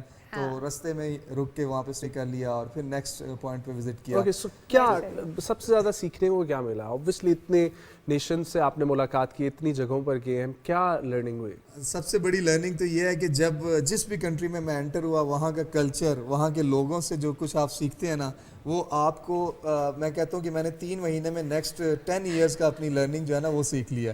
तो वो मेरे लिए सबसे बड़ा एक्सपीरियंस है, उनका कल्चर, उन लोगों से जो आप कुछ सीखते हैं इस वो पूरे इस सफर में इतने मुल्कों में जहाँ आप गए, कोई इंटरेस्टिंग ऐसी चीज जो आपको हमेशा याद रहेगी, जो आप कभी नहीं भूल सकते? वो इंटरेस्टिंग चीज़ ये थी कि ईरान में मैं हिच हाइक कर रहा था और मुझे बाय रोड ही एक गाड़ी पे एक मिली फैमिली, उन्होंने मुझे इनवाइट किया अपने घर पे विदाउट एनीथिंग, और वो मुझे बड़ा इंटरेस्टिंग लगा, और वो घर लेके गए मुझे, उन्होंने प्रॉपरली हॉस्पिटैलिटी शो की, खाना खिलाया, उसके बाद वो मुझे सिटी का टूर करवाया उन्होंने 5-6 घंटे पूरा, और देन फिर जब मैं रुखसत हो रहा था तो उन्होंने मुझे ड्राई फ्रूट का बॉक्स गिफ्ट करके आई वाज एक्सपेक्टिंग कि आपने जितने शेखों के मुल्कों का दौरा किया, आप यहाँ पर तोप पहन के सर पे शिमाख रख के आएंगे, ठीक है? कल्चर में क्या आपको सबसे ज्यादा चीज ने अट्रैक्ट किया? नो डाउट ये जितने ममालिक आपने विजिट किए, इनकी हॉस्पिटैलिटी बहुत मैटर करती है, लेकिन फिर भी क्या चीज आपको सबसे ज्यादा अच्छी लगी? सबसे ज्यादा चीज अच्छी मुझे यही लगी कि वहाँ के लोग, क्योंकि हम जब भी कोई परसेप्शन बिल्डअप कर रहे होते हैं, किसी भी पाकिस्तान कंट्री से जा रहे होते हैं, तो हमारे दिमाग में लोग ये डाल देते हैं कि ये कंट्री सेफ नहीं है या इधर ट्रैवल ना करें। लेकिन जब आप खुद ट्रैवल करके वहाँ पहुँचते हैं तो वो तब आपको पता चलता है कि पूरी दुनिया में लोग एक तरह के हैं, और वो लोग एक दूसरे को हेल्प करना चाहते हैं, अच्छे बुरे लोग हर जगह होते हैं। अच्छा, कहीं पे ऐसा भी वक्त आया कि आप उस रोड पे ही सोना पड़ा हो, कि आगे कोई बंदोबस्त नहीं है, यार इधर ही सो जाते? एक दफ़ा मेरे साथ एक्सपीरियंस हुआ था, मैं बिल्कुल चाबहार पे था, बॉर्डर के करीब पाकिस्तान के, मैं ईरान से ट्रैवल करके जब इधर आ रहा था, तो मेरा टारगेट पॉइंट था कि मैंने चाबहार पहुंचना है, बट मैं वहाँ नहीं पहुंच सका, हिच हाइकिंग कर रहा था, तो बंदर जसक एक जगह है चाबहार से पहले, तो रात का टाइम हो गया 8-9 बजे का, और वहाँ से आगे मुझे कोई गाड़ी नहीं मिल रही थी, तो वो ऐसा पॉइंट था, मुझे फील हुआ कि अब मुझे कोई तलाश करना है होटल या हॉस्टल, लेकिन वहाँ पे कोई होटल भी नहीं था, वो छोटा सा एक गांव सा था। तो फिर बड़ी मुश्किल से मैंने एक मस्जिद ढूंढी, और उस मस्जिद के अंदर फिर एक गाड़ी आई है, और उस गाड़ी से कुछ लोग उतरे, तो उनके पास भी इसी तरह मुसाफिर थे, तो उन्होंने कहा आप आ जाएं हमारे साथ ही, इधर सो जाएं। तो वहाँ पे फिर हमने अपना जो है तो ना, आपको डर नहीं लगा? आपके पास सामान था, कोई खुदा ना खास्ता कोई डाकू चोर ना हो, कोई लूट ना ले आपको? नहीं, ये चीज़ जो है मैंने बहुत ज़बरदस्त सीखी है अपने सफ़र से और पिछले सफ़र से, कि मैं जजमेंट बड़ी जल्दी कैरी कर लेता हूँ, चेक कर लेता हूँ नेक्स्ट बंदे का क्या परसेप्शन है, वो किस तरह से डील कर रहा है। अगर वो नेगेटिव मुझे लगे तो मैं फिर उसको अवॉइड करता हूँ और उस जगह से मैं स्टे नहीं करता या वहाँ रुकता नहीं हूँ। तो ये चीज़ आप सफ़र के साथ साथ सीखते रहते हैं। ओके, सो आगे का क्या प्लान है? आप किधर जाना है? आगे का अभी तो मेरा फिलहाल ये प्लान है कि साउथ ईस्ट एशिया का मैंने पूरा टूर करना है, 7-8 कंट्रीज़ का, उसमें Malaysia, Thailand, Indonesia, Singapore, Cambodia, Vietnam, Laos, सो ये 7-8 कंट्रीज़ हैं, इनका प्लान किया हुआ है। इंशाल्लाह सून मैं इसके ऊपर वर्किंग भी वीज़ाज़ की स्टार्ट कर दूंगा। मलेशिया का वीज़ा ऑलरेडी मैंने ले लिया, तो बाकी वीज़ा। और बजट आप कैसे टारगेट करते हैं? आपको पता होता है कि यहाँ पे मेरी इतनी कॉस्ट आने वाली है, क्योंकि वो ज़ाहिर है कॉस्ट कट भी हो जाती है ना। बजट के लिए सबसे मेन चीज़ अकोमोडेशन है। अकोमोडेशन के लिए मैं हॉस्टल्स यूज़ करता हूँ, हॉस्टल्स में आपको बेड स्पेस मिल जाती है, और सम टाइम मैं काउच सर्फिंग करता हूँ, जिसमें लोग आपको अपने घर में फ्री ऑफ कॉस्ट होस्ट कर लेते हैं। तो सिमिलरली दैट वे मैं पाकिस्तान में 3 साल से होस्टिंग कर रहा हूँ, लोगों को अपने घर में फॉरेनर्स को स्टे करवाता हूँ, और मैंने 70 कंट्रीज से तकरीबन 200-250 फॉरेनर्स को स्टे कराया। ये तो बड़ी इंटरेस्टिंग बात है। ये सारे लोग हिच हाइकिंग के लिए आते हैं जो आपके पास स्टे करते हैं? नहीं, ये डिफरेंट होता है, कोई हिच हाइकिंग करके आता है, कोई फ्लाइट से आता है, कोई बैक पैकिंग करके आता है, वो आपके पास स्टे करते हैं? जी, वो, और आप उनसे पैसे भी नहीं लेते? नहीं, पैसे भी नहीं लेते। वो हॉस्पिटैलिटी आपने दिखानी थी, अपना कल्चर, अपने लोग जो जिस तरह से वेलकम करते हैं, तो सिमिलरली फिर वो लोग भी हमें उसी तरह से वेलकम करते हैं। تو بہت زبردست چیز ہے, اس سے بہت کچھ سیکھنے کو ملتا ہے. سو اب نا یہ آپ کی ساری کہانی سن کے نا مجھے اور سلمہ کو اور ہمارے سارے ناظرین کو اب شوق ہوا ہے کہ ہم لوگ سب جو ہے نا کبھی نہ کبھی ایسے سفر پہ چلیں. سو ایزیسٹ وے کیا ہے, کہاں سے ہمیں اسٹارٹ لینا چاہیے؟ سب سے ایزیسٹ وے تو یہ ہے کہ آپ کو سب سے پہلے ویزاز کو ڈھونڈنا ہے کہ کون سی کنٹری کا ویزا سب سے ایزی ہے. جیسے آذربائیجان کا ای ویزا ہے, وہاں آپ ایزیلی ٹریول کر سکتے ہیں. آپ آن لائن ویزا اپلائی کریں, آپ کو 2 سے 3 گھنٹے میں ویزا مل جاتا ہے. ٹھیک ہے. اور دین آپ فلائٹ اگر چلیں آذربائیجان ہی آپ نے وزٹ کرنا ہے اور ہچ ہائکنگ کے تھرو کرنا ہے, سو یہاں سے آپ کیا پہلے ایران کا لیں گے ویزا؟ بالکل. اس کے لیے جو بیسٹ وے بنتا ہے وہ ایران کا بنتا ہے. ایران کے لیے آپ کے پاس 2 روٹ ہیں, ایک کوئٹہ کے راستے جا سکتے ہیں, دوسرا گوادر کے راستے آپ ایران جا سکتے ہیں. تو آپ وہاں سے انٹر ہوں ایران, اور ایران سے پھر اردبیل سائڈ پہ آذربائیجان کا بارڈر ہے, استارا بارڈر, وہاں سے آپ کراس کر کے آذربائیجان ایزیلی پہنچ سکتے ہیں. اور اگر آپ بائی ایئر روٹ نہیں لے رہے بیکاز دیٹس ایکسپینسو, تو پھر آپ بارڈر ٹو بارڈر ٹریول کرتے جاتے ہیں اور ویزاز وہاں سے لیتے ہیں. بالکل, لینڈ بارڈرز پہ ویزاز آپ کو پہلے سے لینے پڑتے ہیں, بٹ آپ لینڈ بارڈر کراسنگ کر سکتے ہیں اگر آپ کے پاس ویزا ہو کسی بھی ملک. سو آپ نے بار بار اپنی بات میں کہا ہم سو آپ اکیلے سفر کر رہے تھے, آپ کے ساتھ لوگ تھے؟ نہیں, میرے ساتھ جو ٹوٹلی 80% سفر تھا وہ میرا سولو تھا, لیکن شروع میں جو کچھ دن تھے وہ میرے ساتھ کچھ دوست تھے جو کہ دبئی میں اور قطر فیفا ورلڈ کپ میں میرے ساتھ تھے, اور ان کے ساتھ میں نے 10-12 دن اکٹھے سفر کیا. کسی دوست کو شوق نہیں ہوا آپ کے ساتھ جانے کا آگے؟ ان کے پاس بہت ساری اپنے کام تھے پیچھے, تو انہوں نے چھوڑ کے جانے تھے, لیکن میں تو یہ تہیہ کر کے گیا تھا, میں تو صحیح طرح سے ایکسپلور کر کے پھر ہی واپس پاکستان. فیملی کو جب پتہ لگتا ہے ایسی چیزوں کے بارے میں, مطلب ہوتا ہے ہم پاکستانی گھرانے اس طرح ایک بچوں کا بڑا خیال رکھتے ہیں, سو ہمیں تو اکیلے کراچی بھی جو ہے اس طریقے سے چھوڑ کے بائی روڈ نہیں جانے دیا جاتا. آپ کو 7 ملکوں کے لیے چھوڑ دیا گیا. اس کے پیچھے بہت بڑی ایک سپورٹ ہے میری فیملی کی اور دوستوں کی, کہ شروع میں تو بڑے چیلنجز تھے, family always not supporting me, but میں جب ایک دفعہ نکل گیا یہاں سے ناگا پربت کے سفر پہ 10-12 دن کا, اور اس کے بعد سنو لیک ٹریک کیا, میں نے ماؤنٹینئر ہوں تو ٹریکنگ پہ جاتا تھا, تو تب گھر والوں کو شروع میں ڈر لگا کہ یہ تو ایسے نکل جاتے ہیں اور اتنے دن اکیلا وداؤٹ سگنل انٹرنیٹ. پھر ان کا ڈر جو ہے نا کم ہو گیا, اور پھر وہ ایک سٹیج آئی کہ 1-2 سال بعد وہ بالکل ختم ہو گیا. اب ان کو پتہ ہے کہ اس نے رکنا نہیں ہے. اوکے, آپ ماؤنٹینئر بھی ہیں؟ جی میں الحمدللہ. کون سی پیکس آپ نے؟ میں نے پاکستان میں منگلیکسر پیک کیا جو کہ 6050 میٹر ان شمشال ہے. اس کے علاوہ 4000-5000 میٹر کے کافی سارے پاسز ہیں. سنو لیک میں ہسپرلا ہے, اس کے علاوہ دادرلی پاس ہے سوات اور پھندر کے ساتھ. اس کے علاوہ یورپ کی ہائیسٹ ماؤنٹین ایلبرس پیک ہے, وہ میں 2018 میں کی تھی. کیا بات ہے. تو بس ماؤنٹینئرنگ اور ٹریکنگ. آپ اتنی سارے, آپ پہاڑوں پہ بھی گئے, آپ زمین کے راستے کدھر کدھر گھومائے, آپ جاب وغیرہ نہیں کرتے؟ میری جو جاب ہے وہ یہی ٹریولنگ ہی میرا پیشن ہے, اور اسی کو میں نے ایز اے پروفیشن بھی. مطلب جو بندہ جاب کرتا ہے وہ یہ سب نہیں کر سکتا, کیونکہ ظاہر ہے اس کے لیے ٹائم چاہیے.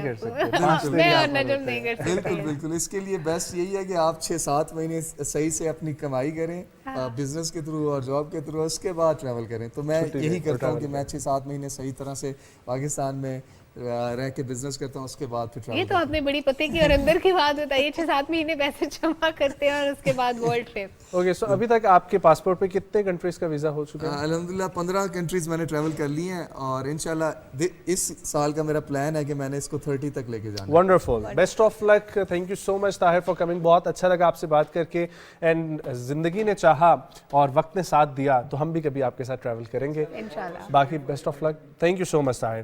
ایک بریک شامل کریں گے, بریک سے واپس آئیں گے اور کچھ اور سٹوریز کو ایکسپلور کریں گے, کچھ اور شخصیات سے آپ کی ملاقات کروائیں گے. کہیں مت جائیں, ہمارے ساتھ رہیں.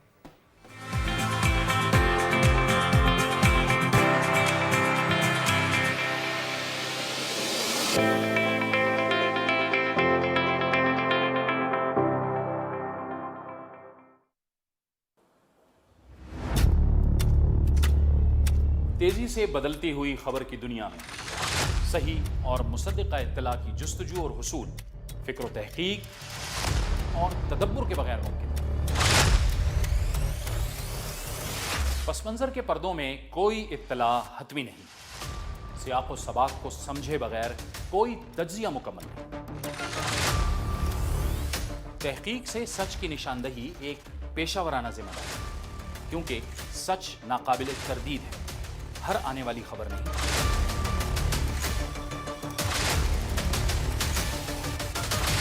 ہر معتبر خبر سچ کے ساتھ.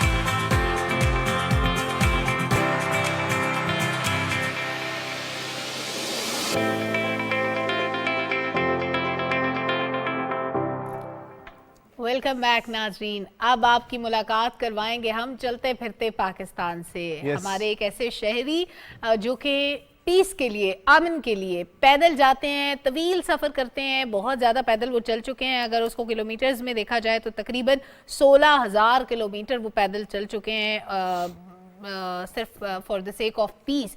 और इसके अलावा वो माशाल्लाह हज का सफ़र भी पैदल तय कर चुके हैं, हज की सादत हासिल कर चुके हैं। पैदल जाके जुल्म के खिलाफ, नाइंसाफ़ी के खिलाफ वो दुनिया भर में ट्रैवल करते हैं, दुनिया को अमन का पैगाम देते हैं और आज हमारे साथ सेट पर मौजूद हैं। जी, हम आपकी मुलाकात करवा रहे हैं चलता फिरता पाकिस्तान इंटरनेशनल पीस वॉकर जनाब खरलज़ादा कसरत राय साहब। अस्सलाम वालेकुम। जी वालेकुम सलाम। गुड मॉर्निंग सर, खैरियत से आप? जी अल्लाह का शुक्र। सर माशाल्लाह से आपका पैशन जो है ना, उसको जितनी भी दाद दी जाए कम है। हमने मूवीज़ में ऐसा देखा है, लेकिन फाइनली हम लोग एक ऐसे शख्स से मिल रहे हैं जो वाहिद दुनिया के शख्स है जिसने 16,000 किलोमीटर जो है वो ट्रैवल किया। अब तो 17 हो चुका है, अब मैं जापान में पूरा कर आया हूँ 17। तो सर इसका इनिशियल थॉट क्या था और किस उम्र से आपने स्टार्ट लिया? देखें जी, पीस, जैसा कि मेरा टाइटल ही पीस है, मैं पीस के थीम को ही लेके चलता हूँ। और पीस जो है ये कोई मतलब एक वर्ड नहीं है कि लिख दिया जाएगा तो पीस हो जाएगा। इसके लिए हमें ज़रूरत है उन तमाम इश्यूज़ को एड्रेस करने की जिनकी वजह से नक्स अमन पैदा होता है। ठीक है। तो इंटरनेशनली जितने भी रेलिवेंट इश्यूज़ होते हैं मैं उनको एड्रेस करने के लिए वॉक करता हूँ। वॉक बेसिकली मेरा एक टूल है। ओके। जो मेरा मैसेज होता है वो बड़ा क्लियर होता है। जैसा कि अभी मैं लास्ट जापान रिसेंटली करके आया हूँ, 5 को वापस आया हूँ मैं। तो वहाँ मेरी बड़ी ही एक हिस्टोरिकल वॉक थी जो कि हिरोशिमा टू नागासाकी थी। और जो पाकिस्तान की पीस पॉलिसीज़ हैं, जो पाकिस्तान का पीस प्रोसेस चल रहा है, जो नेशनली और इंटरनेशनली पाकिस्तान ने पीस के लिए कुर्बानियाँ दी हैं, वो लोगों तक पहुँचाना ज़रूरी है, स्पेशली इंटरनेशनल कम्युनिटी तक पहुंचाना ज़रूरी है। दुनिया को पता चले कि पाकिस्तानी लोग किस लेवल पे जाके अमन के लिए कोशिश हैं। और गवर्नमेंट लेवल पे, हमारी फोर्सेस लेवल पे और बिलखसूस जो हमारी अवामी लेवल पे पाकिस्तान की कौम की तरफ से हमने बहुत कंट्रीब्यूट किया। नो डाउट पीस के लिए हमने बहुत बड़ी बड़ी कुर्बानियाँ दी और अभी भी पीस को ही लेके मैं चल रहा हूँ ताकि दुनिया को पाकिस्तान का असल चेहरा नज़र आए, दुनिया को पाकिस्तान का असल जो थीम है, जो पाकिस्तान का जो असल मकसद है वो पता चले कि पाकिस्तानी लोग दुनिया को किस तरह का देखना चाहते हैं। बिल्कुल। अच्छा सर, आप अकेले ट्रैवल करते हैं या आपके साथ और भी कोई टीम भी होती है? मेरी पूरी एक टीम होती है। वॉक तो मैं अकेला करता हूँ, लेकिन मेरे साथ पूरा एक कॉन्वॉय चल रहा होता है। जिस भी कंट्री में मैं जाता हूँ वहाँ पे मेरी मैनेजमेंट टीम होती है।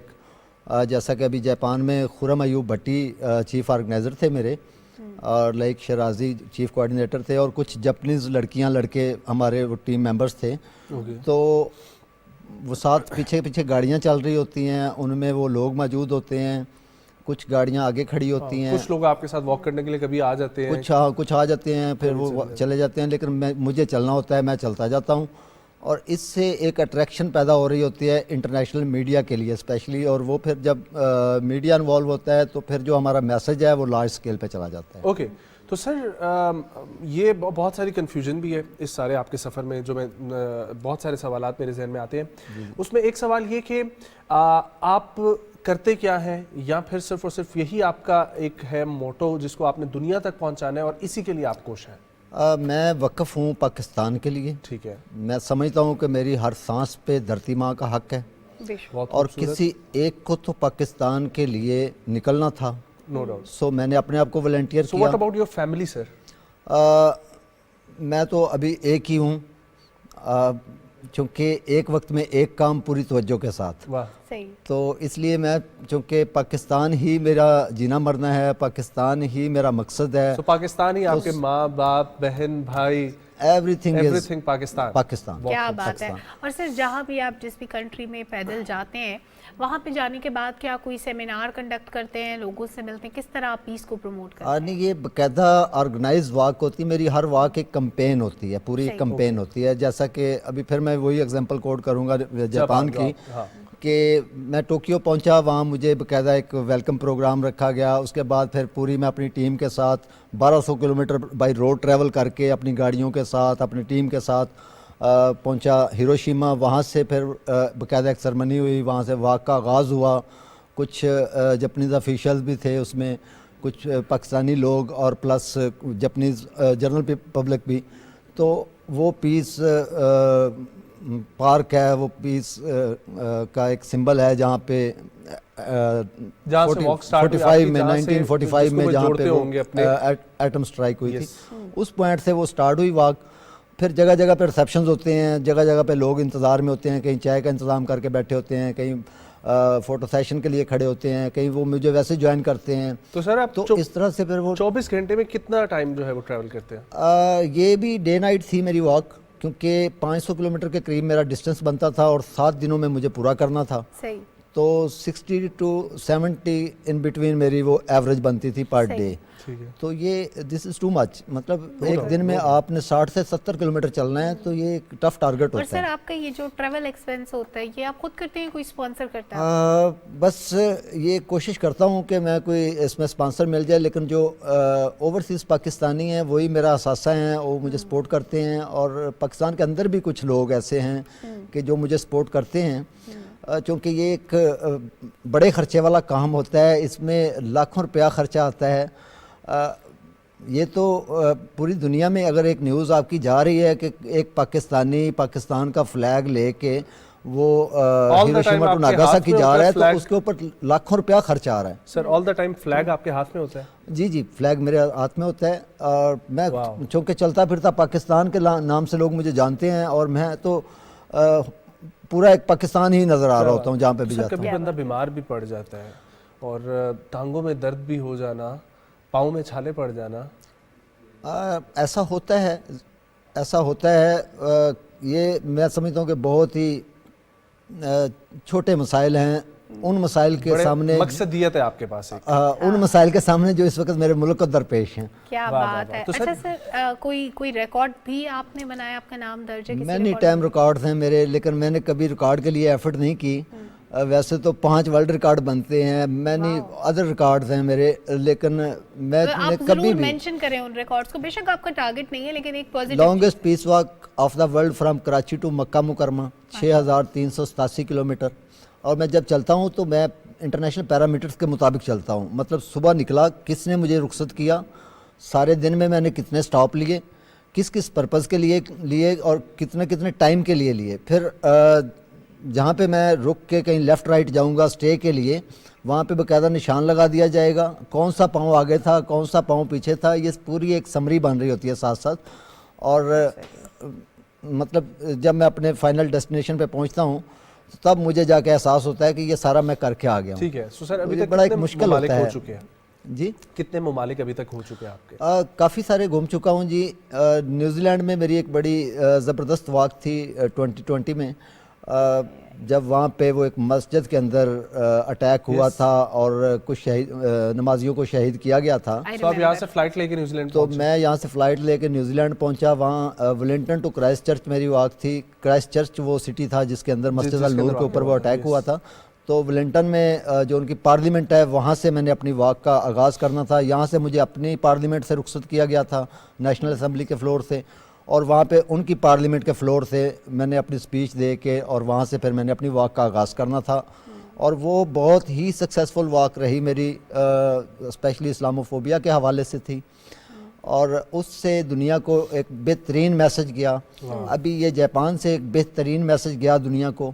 ابھی میں آج 10 تاریخ کو میں نے جانا تھا UK, وہاں میری ایک واک تھی Manchester to London basic human rights کے اوپر, جس میں جیسا کہ کشمیر میں ہیومن رائٹس کی وائلیشن ہو رہی ہے, فلسطین میں ہو رہی ہے, تو ان ایشوز کو ایڈریس کرنے کے لیے وہاں پہ چونکہ مانچسٹر ٹو لنڈن کا جو پیسج ہے اس میں مجھے انٹرنیشنل میڈیا کی بہت سپورٹ حاصل ہے. تو میں چاہتا تھا کہ یہ اچھا موقع ہے کہ میں پوری دنیا کو بتا سکوں کہ ہیومن رائٹس کی وائلیشن کہاں کہاں پہ ہو رہی ہے اور کس کس مد میں ہو رہی ہے. سر آپ کی ایفرٹس کے لیے کبھی اپریسیشن بھی ملی ہے آپ کو کسی لیول پہ؟ ایوارڈز کا اگر میں ذکر کروں تو ایوارڈز تو تھاؤزنڈز کے حساب سے ہیں میرے پاس, انٹرنیشنلی بھی اور نیشنلی بھی. لیکن میں نے پھر وہی میں عرض کروں گا کہ میرا کبھی بھی ٹارگٹ نہ تو ایوارڈز رہے ہیں اور نہ ہی کبھی میرا ٹارگٹ کوئی ریکارڈ میکنگ رہا ہے.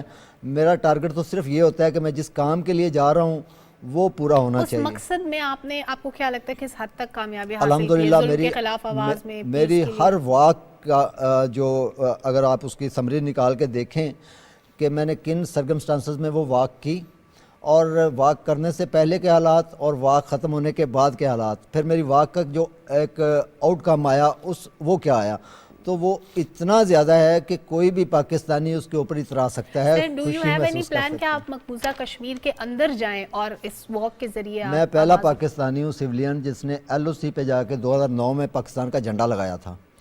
پھر ابھی 2019 میں جب یہ انہوں نے 370 جی بالکل کا خاتمہ کیا تو اس وقت میں نے پروٹیسٹ کے طور پہ مظفر آباد ٹو چکوٹھی ایک واک کی اور بہت ہی سکسیسفل واک تھی. وہ تو پورا ایک میلہ تھا, مظفر آباد سے لے کے ایسے لگ رہا تھا کہ چکوٹھی تک ریلی پوری جا رہی ہے, مطلب واک نہیں تھی وہ پوری ایک ریلی تھی. میرے ساتھ ہزاروں لوگ تھے اور اسی طرح مطلب ڈیفرنٹ کاز کے اوپر میں ڈیفرنٹ ٹائم میں ایکسرسائز کرتا رہتا ہوں اور اس کا ایک بہترین امپیکٹ آتا ہے اور مجھے اپنی تمام تکالیف بھول جاتی ہیں جب مجھے پتہ چلتا ہے کہ میری کسی کوشش سے, میری کسی ایفرٹ سے, میرے اس پیدل چلنے سے میرے ملک کو فائدہ ہو رہا ہے, میرے لوگوں کو فائدہ ہو رہا ہے. بہت سارے وسائل کی ضرورت ہوتی ہے جو کہ میں ہمیشہ ناکافی وسائل میں جاتا ہوں اور میں ہمیشہ اپیل ہی کرتا رہتا ہوں اپنے پاکستانیوں سے بھی, اپنے ارباب اختیار سے بھی کہ تھوڑا سا مجھے اگر انکرج کر دیا جائے, یعنی وہ جس طرح کہتے ہیں کہ ذرا نم ہو یہ مٹی تو بڑی ضروری ہے, تو شاید میں نہیں سر آپ بہت اچھا کام کر رہے ہیں اور جو آپ کی ایک مقصدیت ہے, جو آپ نے زندگی کا مقصد تلاش کر لی ہے, میں یہ سمجھتا ہوں کہ آپ نے جس طرح خود مینشن کیا کہ جتنے بھی مشکلات آتی رہتی ہیں, چاہے وہ فائنینشیل کرائسس ہوں یا اور بیماری کی صورت میں ہو, وہ مقصد کے سامنے بہت چھوٹی ہیں. تو آپ کا اور کیا پلان ہے اب نیکسٹ؟ آپ جس طریقے سے مینشن کر رہے تھے انگلینڈ کا, اس کے علاوہ جو آپ کے ذہن میں مین ٹارگٹس ہوں, وہ مین ٹارگٹس کیا ہیں؟ دیکھیں مین ٹارگٹ تو میرا پاکستان ہی ہے. ٹھیک ہے. آپ تمام لوگوں کی طرح میں نے بھی ایک خواب دیکھا کہ میرا پاکستان دنیا کا سب سے خوبصورت ملک ہو, جو کہ ہے بھی. میں نے مینی کنٹریز میں ٹریول کیا ہے, مجھے سب سے خوبصورت پاکستان ہی لگتا ہے. میں ابھی جاپان میں فیوجی گیا, مجھے اسپیشلی لے کے گئے وہاں پہ. فیوجی ایک ان کا بہت ہی زبردست پوائنٹ ہے جہاں پہ لوگ جاتے ہیں اسپیشلی ٹورسٹ. تو وہاں پہ جو جھیلیں تھیں, جو وہاں پہ پہاڑ تھے, مجھے ایسے ہی لگ رہا تھا میں سیف الملوک جھیل پہ کھڑا ہوں. سر ہمارے نارتھرن ایریاز کی جو بیوٹی ہے اس کے سامنے دنیا کی خوبصورتی کیا ہے؟ ہیچ ہے, بہت ہیچ ہے. آپ کشمیر نیوزی لینڈ کے بارے میں نے سنا تھا بہت ایکسٹرا آرڈنری خوبصورت ہے, لیکن مجھے لگ رہا تھا چلتے ہوئے کہ میں کشمیر کی سڑکوں پہ ہوں, میں کہیں اپنے نارتھرن ایریا میں ہوں. کیا خوبصورت خطہ ہے, اتنا خوبصورت ہمارا ملک ہے, اتنا پیارا ہمارا ملک ہے. تمام طرح کے ویدرز ہیں یہاں پہ, تمام طرح کے یہاں پہ آپ دیکھیں دنیا کی ہر چیز پاکستان موجود ہے. آپ کے پاس صحرا موجود ہے, پانی موجود ہے, پہاڑ موجود ہیں, سرسبز و شاداب موجود ہے, ٹھیک ہے, یہ بہترین قسم کی فصلیں موجود ہیں. سو نو ڈاؤٹ اس طریقے سے ہے. سر آپ کا کوئی پلان ہے کہ پاکستان کے اندر آپ کوئی آرگنائز کروائیں ریلی اس قسم کی, تاکہ عام عوام بھی جو ہے, جو آپ کے ساتھ انٹرنیشنل واک پہ نہیں جا سکتی لیکن یہاں پر آپ کے ساتھ کوئی واک کر سکے؟ میں نے پاکستان میں بہت ساری واکس کی ہیں اور بڑی بڑی واکس کی ہیں جو کہ بڑی بڑی آرگنائزیشنز نہیں کر سکتی. خیبر ٹو کراچی 2 ٹائم کی ہے میں نے. میں لاہور ٹو اسلام آباد کر چکا ہوں, اپنی فورسز کے لیے میں کر چکا ہوں, اپنی صحافی برادری کے لیے میں کر چکا ہوں, اپنے پاکستانیوں کے لیے کر چکا ہوں, اپنے بزنس کمیونٹی کے لیے کر چکا ہوں. بس اسی طریقے سے سر آپ نے ثابت قدم رہنا ہے, اللہ پاک آپ کا ساتھ دے رہا ہے اور آگے بھی دیتا رہے گا. سلامت ہے. آپ کے توسط سے جاتے جاتے یہ ضرور کہنا چاہوں گا کہ میں ابھی چونکہ آج 10 تاریخ کو میں نے جانا تھا UK Manchester to London walk کے لیے, جو کہ بیسک ہیومن رائٹس کے اوپر تھی. وہ انفارچونیٹلی میرے والد صاحب کی ڈیتھ ہو گئی ہے 3 دن پہلے, تو میں اس کو تھوڑا آگے لے جا رہا ہوں. اب 20 اور 25 کے درمیان میں ٹریول کروں گا. اس کے بعد ایک بہت ہی زبردست قسم کی واک میں نے پلان کی ہے, آرگنائز باقاعدہ کی ہے.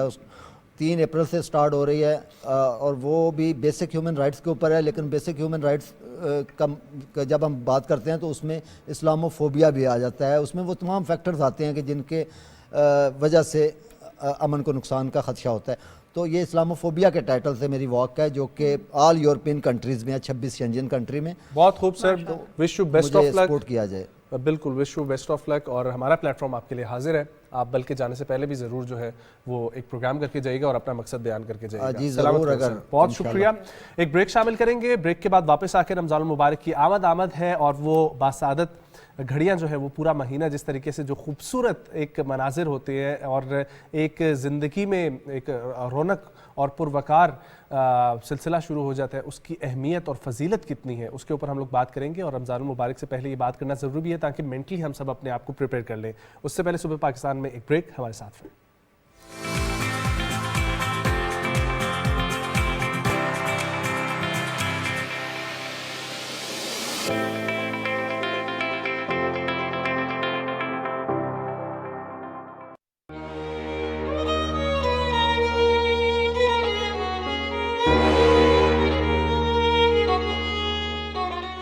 ہم کو نہ مل سکا فقط ایک سکون دل, اے زندگی وگرنہ زمانے میں کیا نہ تھا.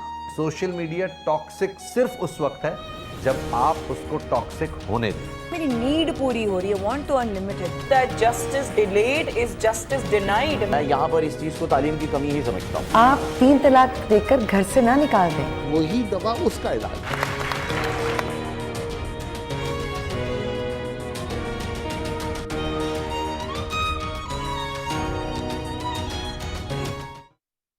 آخر مسئلہ کیا ہے؟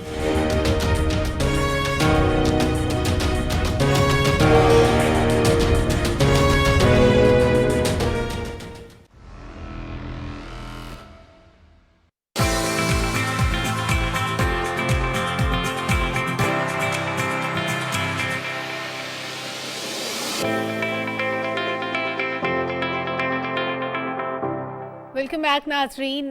بہت مبارک مہینہ شروع ہونے والا ہے, چند دن باقی رہ گئے ہیں رمضان المبارک کے آغاز میں, اور یہ وہ مہینہ ہے جب اللہ تعالیٰ کی رحمتیں نازل ہوتی ہیں, شیطان جکڑ دیے جاتے ہیں, اور ہر انسان ان لوگوں کا خیال کرنے کے لیے جن کو 2 وقت کی روٹی میسر نہیں ہوتی, جو استطاعت نہیں رکھتے, وہ کس طرح پورا دن بھوکا گزارتے ہیں. وہ احساس ہمارے اندر تب جاگتا ہے جب ہم اللہ تعالیٰ کی رضا کے لیے فجر سے مغرب کے دوران اپنے کھانے پینے کے معمولات کو ترک کر دیتے ہیں اور اللہ تعالیٰ کے بتائے ہوئے احکامات کے مطابق جو ہے وہ ہم روزہ رکھتے ہیں, اور اس کے بعد عبادات کا سلسلہ جو ہے وہ معمول سے زیادہ ہو جاتا ہے. ہماری عبادات کیسی ہوں, ہم روزہ کس طرح رکھیں, اس دوران ہماری ایکٹیویٹیز کیا ہونی چاہیے, اس پہ بات کریں گے. لیکن ساتھ ہی ساتھ ایک بڑی امپورٹنٹ بات کہ ہم نے رمضان المبارک کے دوران اور اس کے علاوہ بھی اپنے ساتھیوں سے, اپنے رشتہ داروں سے, اپنے ارد گرد کے لوگوں سے وہ سوال کرنے ہیں جو انسانوں کے پوچھنے کے, نہ کہ جو اللہ تعالیٰ کے پوچھنے کے ہیں. آپ نے نماز پڑھی, آپ نے روزہ رکھا, یہ اللہ تعالیٰ کے پوچھنے کی بات ہے. آپ یہ پوچھ سکتے ہیں کہ کیا آپ نے کھانا کھایا, کیا آپ کے پاس افطاری کا سامان موجود ہے, کیا آپ کو میری کسی مدد کی ضرورت ہے. تو ان باتوں کا آپ نے خاص خیال. اور یہ بھی ہم لوگوں نے سمجھنا ہے کہ روزہ صرف اور صرف بھوکا رہنا یا پیاسا رہنا نہیں ہے, اس میں ہمارے باقی زندگی کے معاملات کیا ہونے چاہیے, اور خاص طور پر ہمارے لیے بہترین مشعل راہ احمد مجتبیٰ محمد مصطفیٰ صلی اللہ علیہ وآلہ وسلم کی ذات, نبی کریم صلی اللہ علیہ وسلم کی معمولات زندگی کیا ہوتے تھے, یہ ہم تمام بات کریں گے. ہمیں جوائن کر رہے ہیں مذہبی اسکالر جناب ڈاکٹر ابو بکر صدیق صاحب. السلام علیکم سر. وعلیکم السلام. بہت شکریہ آپ کی آمد کے لیے. سر سب سے پہلے تو یہ فرمائیے گا کہ آج کل یہ جو شعبان کی گھڑیاں چل رہی ہیں, ان میں رمضان کا استقبال اور آج کل ہمیں کیا کرنا چاہیے؟ بسم اللہ الرحمن الرحیم. بہت شکریہ آپ کا اور آپ کی ٹیم کا کہ آپ لوگوں نے رمضان المبارک کے اس اہم موضوع پر مجھے گفتگو کے لیے دعوت دی. دیکھیں, شعبان المعظم کے مہینے کے بارے میں کہا جاتا ہے کہ یہ رمضان المبارک کے استقبال کی تیاری کا مہینہ ہے. اور احادیث مبارکہ میں آتا ہے کہ صحابہ کرام فرماتے ہیں کہ حضور نبی رحمت صلی اللہ علیہ وسلم کے جب ہم معمولات کو دیکھتے تھے شعبان المعظم میں, تو ہم کبھی یہ کہتے تھے کہ حضور شعبان میں کثرت سے روزے رکھتے ہیں, اور کبھی یہ کہتے تھے کہ حضور شعبان میں کثرت سے روزے نہیں رکھتے. تو کہتے ہیں کہ اس کا مطلب یہ ہوا کہ نہ تو پورا مہینہ روزے رکھنے ہیں شعبان کے, اور نہ ہی پورا مہینہ آپ نے بغیر روزے کے گزارنا ہے. تو اس سے پھر یہ ہوا کہ گویا کہ سرکار دو عالم صلی اللہ علیہ وسلم اپنے کردار سے, اپنے عمل سے اپنی امت کو تعلیم یہ دے رہے ہیں کہ رمضان المبارک سے پہلے شعبان المعظم میں کچھ روزے رکھ لو تاکہ تمہاری تیاری ہو جائے اور تم اللہ کے مہینہ، چونکہ رمضان کو کہا گیا کہ یہ اللہ کا مہمان ہے، یہ تمہارے دروازوں پہ دستک دیتا ہے، تو پھر تم جب مہمان آتا ہے تو گھروں میں اپنے معاملات اپنے آپ صفائیاں شروع کر دیتے ہیں، مہمان آئے گا تیاری ہو جائے، لباس اچھا پہن لیا جائے، تو کہا اللہ کے مہمان کی جو آپ نے استقبال کرنا ہے تو پھر اس کے شایان شان تیاری بھی ہونی چاہیے. تو اس لیے شعبان المعظم کو کہا گیا کہ یہ رمضان کی مبارک کی جو آمد ہے اس کے استقبال کی تیاری کا مہینہ ہے. اور یہ تیاری سر صاحب استطاعت لوگوں کے لیے تو مسئلہ نہیں ہے اتنا، لیکن جو لوگ استطاعت نہیں رکھتے وہ بڑی افطاریوں کا اہتمام، یا اگر اس گھر میں کوئی بیمار ہے تو روزے کا جو ہدیہ ہے کہ آپ نے اگر روزہ نہیں رکھ سکتے، آپ نے اتنے لوگوں کو کھانا کھلانا ہے، اگر وہ افورڈیبلٹی بھی نہیں ہے تو ان کے لیے کیا احکامات ہیں؟ دیکھیں اس کے اندر تو قرآن مجید کی واضح آیت موجود ہے جو ہمارا اسلام کا اکنامک سسٹم ہے. تو اسلام کا اکنامک سسٹم تو واضح طور پہ کہہ دیتا ہے کہ بھی ہم نے جن کو اپنی نعمتوں سے مال و دولت سے نوازا ہے وہ یہ نہ سمجھیں کہ وہ دولت ان کی اپنی ہے.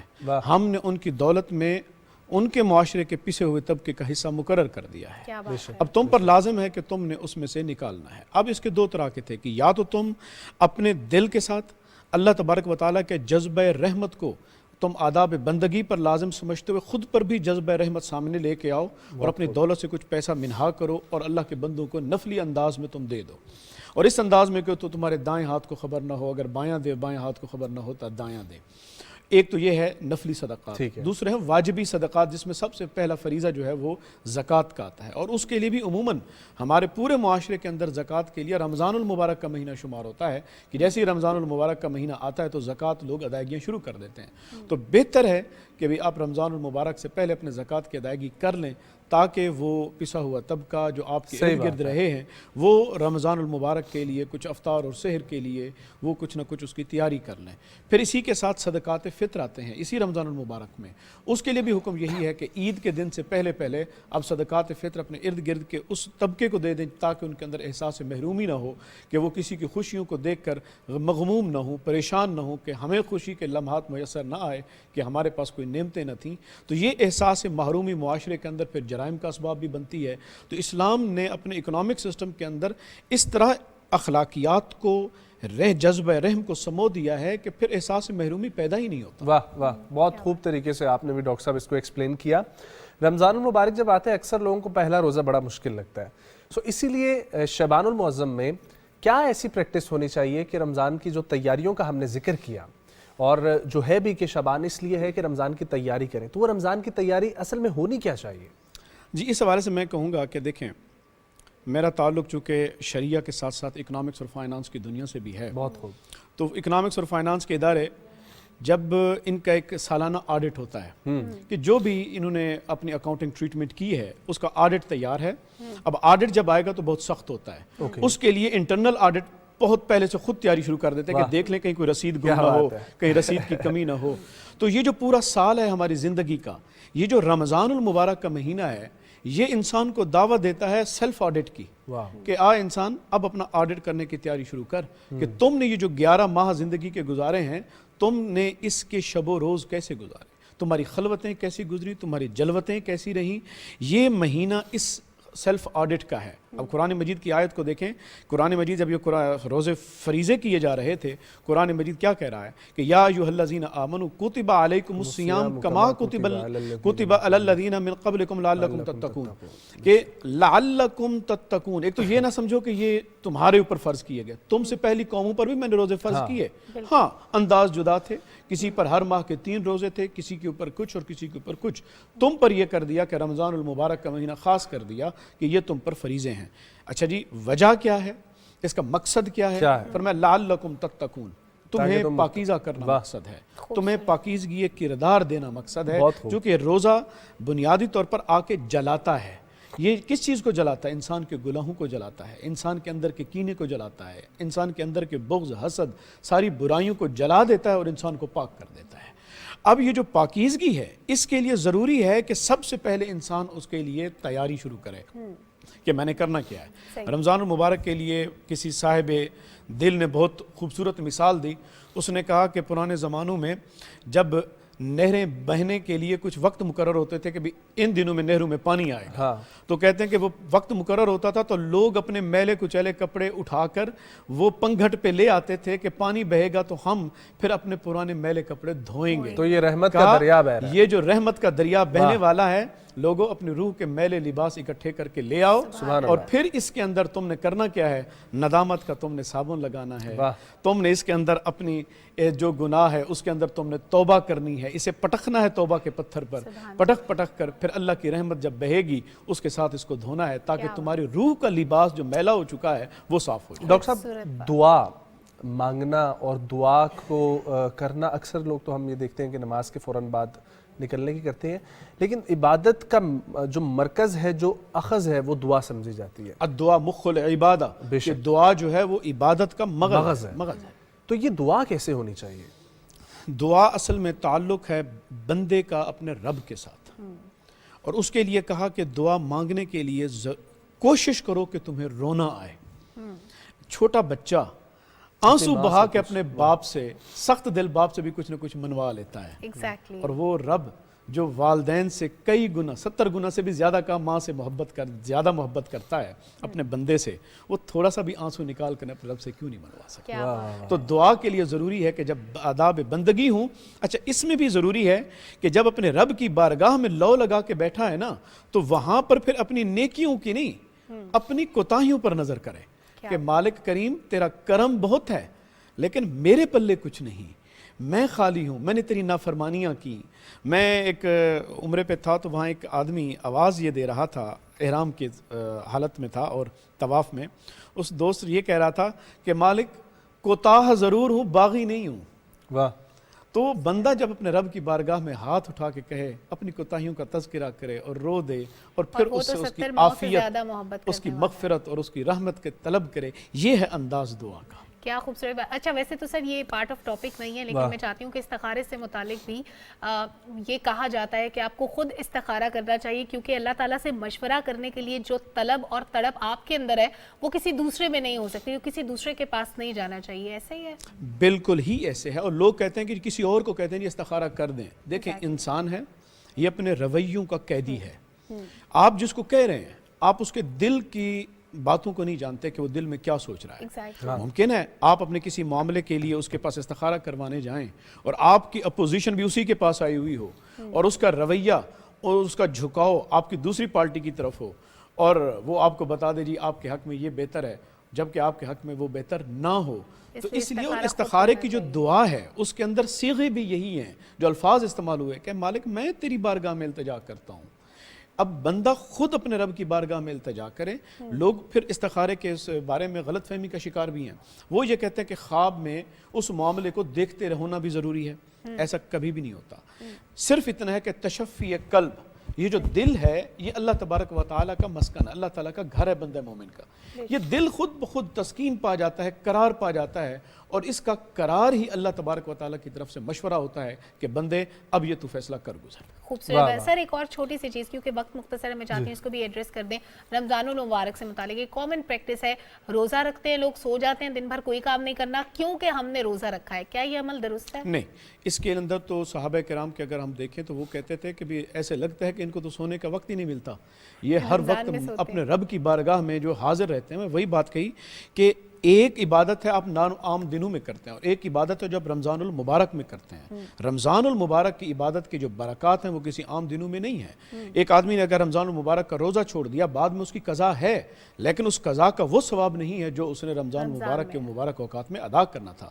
مختصر طور پر میں یہ کہوں گا معمولات کے لیے کہ اگر ہمارے رمضان المبارک میں بھی اگر ہمارے معمولات وہی رہے جو ہمارے 11 مہینوں میں رہے، تو پھر ہم نے مہمان کی، جو اللہ کا مہمان ہمارے در پہ آیا، ہم نے اس کی تکریم نہیں کی، ہم نے اس کی عزت نہیں کی. ہمارے معمولات میں بھی فرق آنا چاہیے.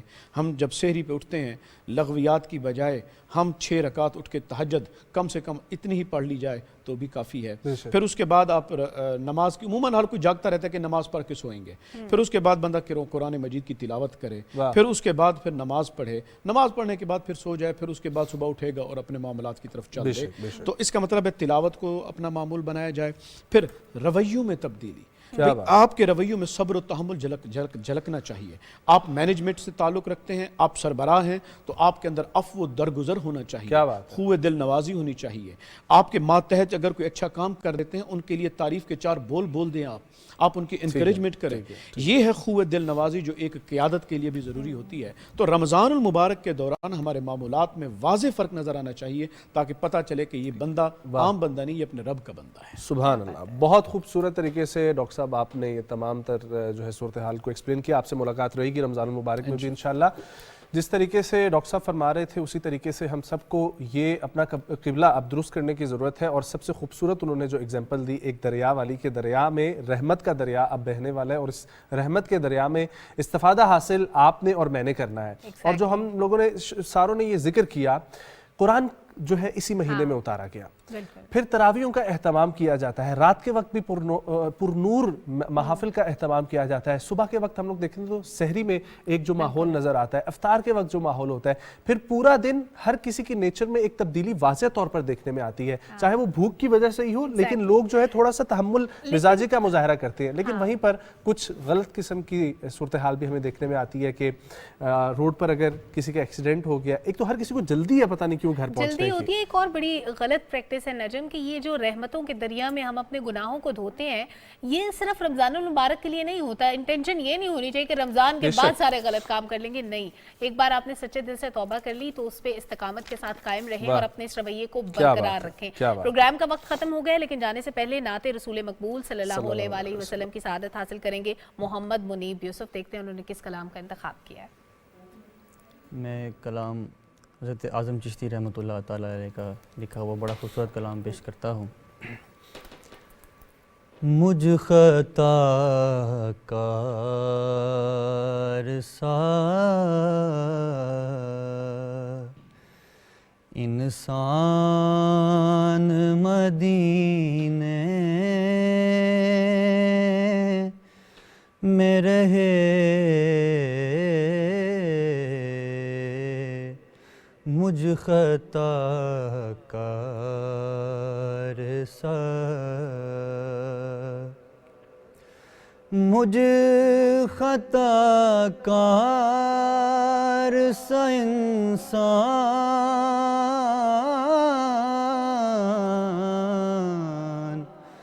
मदीने में रहे, बन के सरकार का मेहमान मदीने में रहे,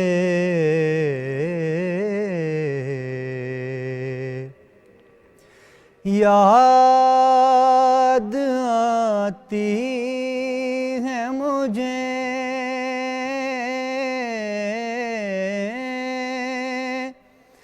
अहले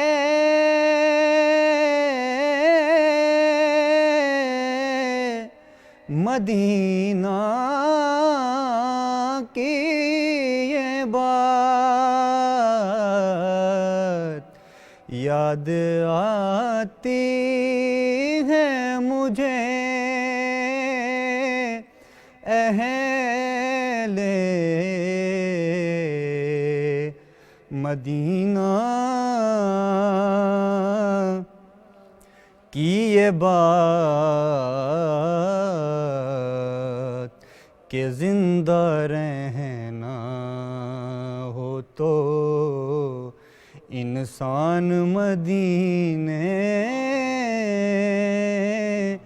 में रहे,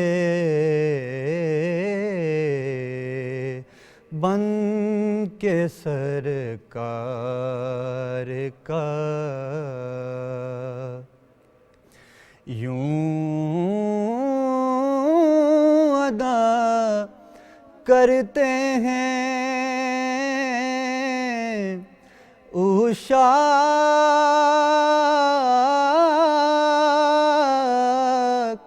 महब्बत से नमाज, यूं کرتے ہیں عشاق محبت سے نماز کہ سجدہ کعبے میں ہو اور دھیان مدینے میں رہے. چھوڑ آیا ہوں دل و جان